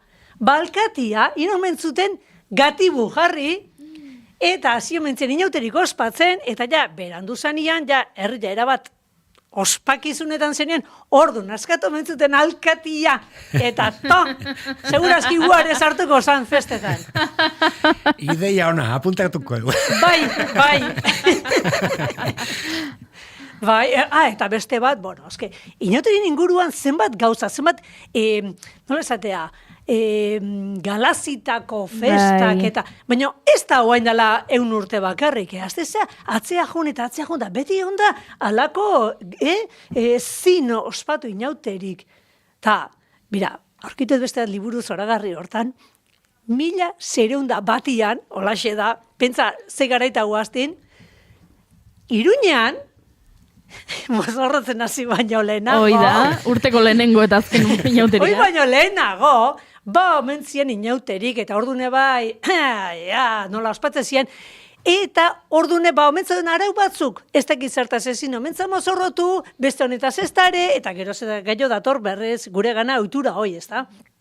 Ezin parrain, ezin parodiak egin, abar. Nun bait, 1900 batian, Iruñako apaiza bat, mozorrotu omen zan, hartzapez pikuz edo. Eta harrapatu omen zuten, eta 2 urtetako erbesteratu omen zuten. Eta gero urte bete ezin egin bere lanak, gero izunen bat ordaindu omen zun, eta eta gaur egune, kasik egoera hortan gaude. Aztezea pentsatzen, ontaz mozorrotuko nez, ezin omen da. Eta beste onda, ezin omen da. Ordu nezge, zertaz mozorrotuko? Paisa gisa joa, 2 urte erbestean mozorro batengatik. Pentsasazu. Ez da deabroaz mozorrotuta ere, Hori da. Nire etxean azte santuari beti deitzen ziola apaizen inauteria. Bukatu da geureak, kuaresma zoi pasata, oain datoz apaizen inauteria. Bai, beti hor da de gauza batzuk. Garizuma baino lehenago, beste leku batien aurkitu dute bai, 3 ostegun lehenago, Garizuma baino 3 ostegun lehenago, ez tegiz herritan ospatzen zan, ez du jartzen oso garbi herritan zan, gizazemez, beste ostegun bat emakumez, eta beste bat ororez edo denotaz. Eta omentza, lehenengo ostegun hortan, gizonezkoak, mozorrotze omentzian, bakizu, musua zikin dona alakoa, eta jute mentzian, emakumeen atzetik, nesken atzetik, alba zuten musua zikintzea, edo musu baten bila, edo gerritik eustea, jakintzazu, ez? Eta noski gainontzekoak iesita mentzuten. Baina urrengo ostegunien emakumezkoik egiten mentzuten. Bereak zikintza mentzen da jute mentzian gizonen atzetikan, harrapatzea. Eta 3. ostegun hortan, iefala, danak festa berian sartuta. Denak batera. Bai. Nik topatu non duela hilabete batzuk liburu zar bat, hemen Tolosako auzo elkarte batean zeukaten gordeta, eta esanien, eraman dezaket pixkat irakurtzeko, eta bai, bueltatzen badiguzu, bai, bueltatu egin berdet, bai indik ez du bueltatu, eta bertan agertzen ziren, Tolosan bertan argitaratutako liburu bat zen, eta bertako pasaiza batzuk, eta bitxi egin zitzaidan, ez dakit zein auteritaz ari ziren, haian duela 100 urteko inauteritaz, eta alkoholaren kontsumoren kezka agertzen zen, eta esan nuen, begira, orain ere, kezka horrekin ez da kontu berria orduan, orain kezkatuta ibiltzen garenean, inauterietan gehiegi edaten dugula denok, eta orduan ere, liburuan dokumentatuta dago, alkateak kezkatuta zegoela alkoholaren kontsumoarekin. Era bat, ni baukat beste liburu bat etxe, eta arazoak como que perpetuak dira, mantentzen direla, ez? 60 hamarkada eta baita agertzenak eske gaztek ez dakite ospatzen, eta gu bai, ez? Edo, beti zer releboa, nola jarraituko du festa hau gazteekin, gazte hauekin. Eta gaur egun askotan entzuten da hori, guain dela 10 urte berdin entzuten zen, eta nola jarraituko dute gure festa honekin, gure gaztek ez dakitela ospatzen. Bai, hori gauza askokin gertatzen da, Katxisla. Usurbil baukaze horrelako hori, guztiz kontrakoa, guazen urderik aina ematen eta denok aurrera.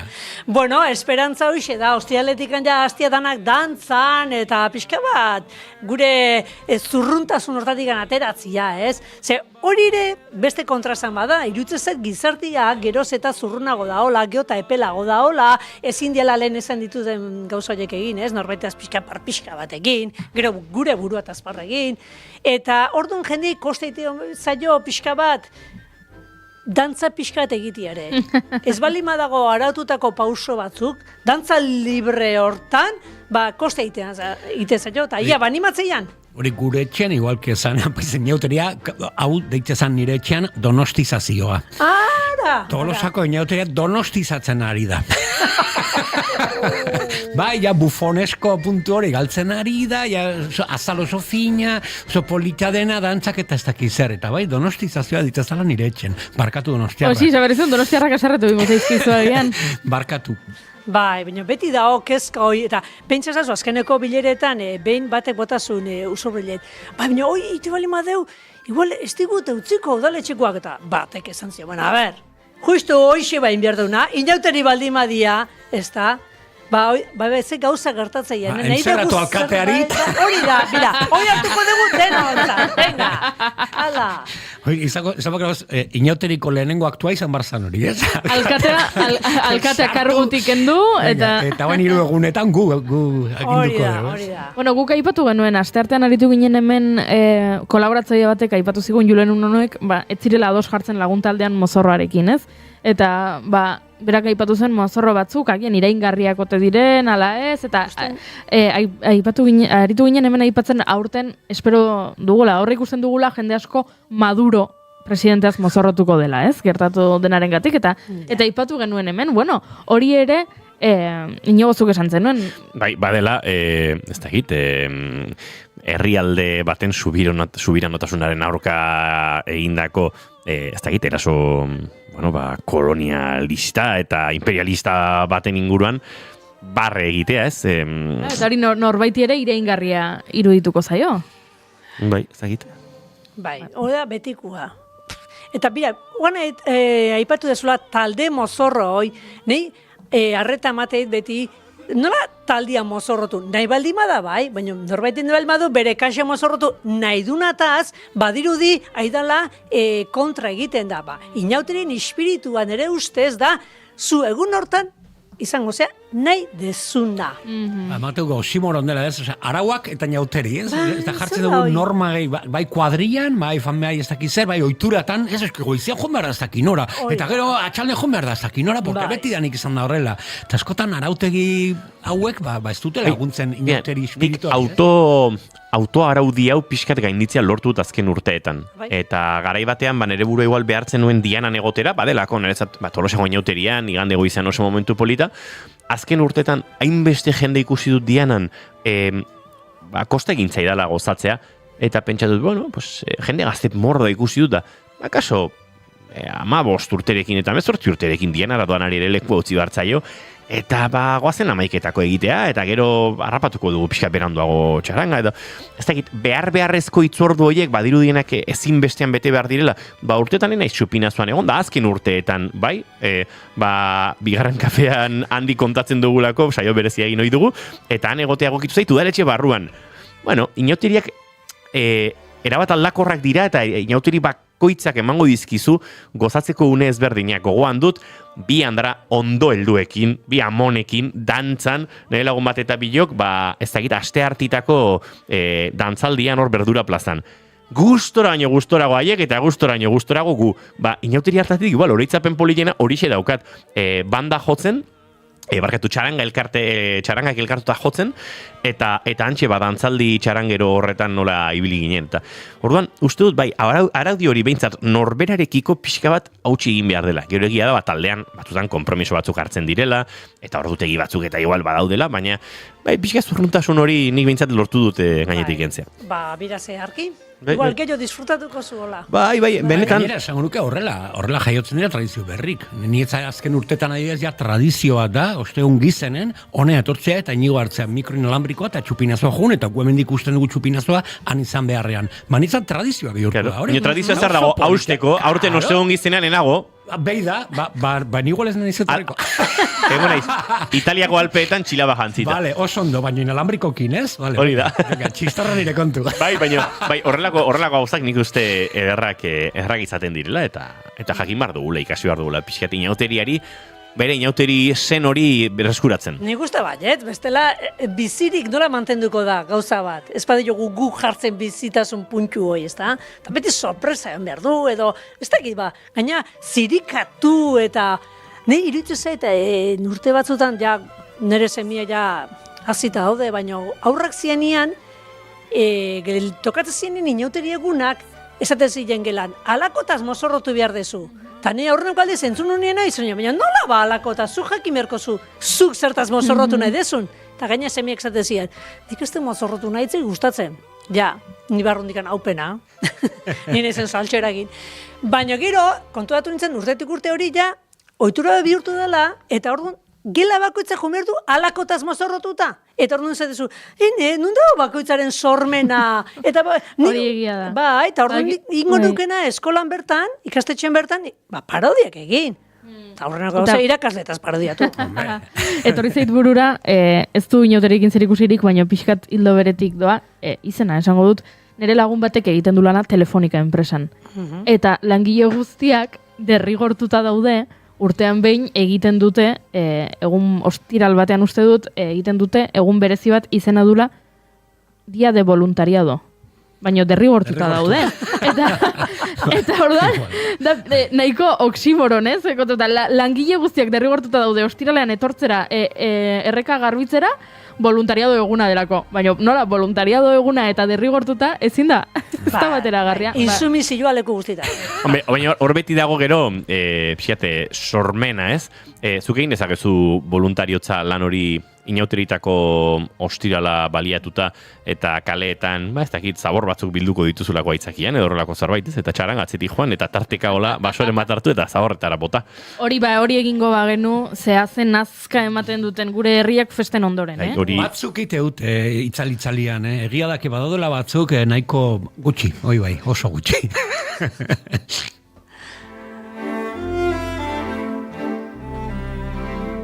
Isabel, inauteri eta ipuñak aurkitu zerbait? Bai, badaude, mordo bat, eta apostu ingo nuke, nahiz da niez izan oso apostularia, ipuin bat leku bati baino gehiagotan errepikatzen dela. Orduan igual ez dut esango zehazki ze herritan, esango dut herri batian. Eta hau, bai, aurkitu detela herri inauterik liburuan. Oen dela gutxi argitaratutako liburu bada, aurrentzako bezala idatzita da ona, eta egileak institut oso ondo gogatzen, atxukarro da baten abizena, bi neskadia eta ilustrazioak Aitziber Alonso egindakoa dira. Dia Nafarroko herri inauteri batzuk, eta nik aukeratutena hauxe da. Herri hartan, eta urte hartan, negua gorra izan zen. Oso gorra. Eta jende gaztia zaitzeon inauterik ospatzeko. Ez dakit, zenbat edateko asmoa zaukaten, edo zaborra utziko zuten hemen edoan, baina gogozo dela inauterik ospatzeko bai. Eta orduan hasi zian beraien zalapartak eta beraien musikak eta eskian baserrez baserri. Ibaian alde batian da bestian. Eta noski alako zalapartatetzen zuten, mendigain batian bazala ikazkin bat, eta entzun intzuna. Eta ikazkinak bere artian esan zuen. Nio, etorri dia inauterik. Ta nik baet gogua jendiekin hitzeiteko, ta kale jetxiko nez da. Gaina ne zagila ustuta dakat, ta banua aure ardoz betetzia. Eta ikazkinua, Martin izenekua, jetxi omen zan kalea. Zagila utxik zula. Eta bazeon taberna bat bere sotuan zagilak betetze zituztenak, eta beti atia libre otezana. Ta Martin ikazkina juntzan zagila ardoz betetzea. Ondo betezun, eta txek, txurruta, trago bat hartuzun. Ta txek, bigarrena, ta txek, hirugarrena. Ta Martin baraurik zeon. Eta noski, ardo pixkatean da, burua alaxe jarri zitzaion, txori burukin, eta posposi jarri zan. Ahaztu zitzaion zenbat denbora bakarrik jontzan, eta nazi zan hijita aja. Eta alako batian, eskian zebiltzen gaztiek herri horbildu zian posposik, eta amaiketako bate prestatuta zaukaten herriko plazan. Eta Martin, juntzan seitun gazti hauen gana zagila bizkarrien lotuta zula, eta noski alako zikina zeon. Gio, usaiare alako xia botatzen zuen, eta nahiko eskortuta zeon, eta balantzak aziala, eta iztrabatukin hurbiltzen hasi zan, jende guzti hau, izututa aldeiten hasi zaion. Ai, Martin datorra! Eta Martin ikazkina bere zagila lotuta bizkarrian, zoietzun askatuko, korri batea, korri bestea, eta ikustezunean jendea korrika jutezala, beak pentsatuzun jolazien zebiltzala. Tordan, haure posposizioan, jiji, jaja, eta bati ze okurrituko, eta esan zion, Martin, pospolien abarkazarrekin, konejua dirudi bere bizarrakin, ja! Eta holaxe, bai bat zirikatu, bestia korrika, hola ibili mentzian, demora luzian. Ta gazte batzuk, makildan zeite zuten batzuk, makilek eskutan zituztela, ze okurrituko zitzaien zagilan, ematia makilakin. Damba, ta Martin, antxe gelditu zen, ez aurrea, antxe makortuta, ta jendiak ematen ziren, ai, zagila, puztuta, Martin, pospolin, abarkazarrekin, konejua dirudi, bere bizarrekin. Eta alako batian, aspertu zian herritarrak, Martin lurrian antxe utzi zuen, eta bere honea etorri zanean, pentsatzeet, zagila ondo lotutazunez, bere zagita guzti, berrize, lanea jongo zala txondorra hua zaintzea. Eta alabazan edo espazan, sar dadila kalabazan, eta atera dadila, zure herriko plazan. Entzuleok, onarte gaurkoa, eguerdiko 12 eta 2 minutu gure informazio zerbitzuetako lankide lapurtu dizkigu minutu pare bat, baina barkatuko digute. Xabele Gresarobe, mila esker, eta laizter arte. Ala bedi. Mai Gorostiaga pozo datorren aster arte. Plazer bat, eskerrik asko. Oiuriz Izarandia, bihar arte. Agurego. Bagoaz entzuleok, zaindu asko.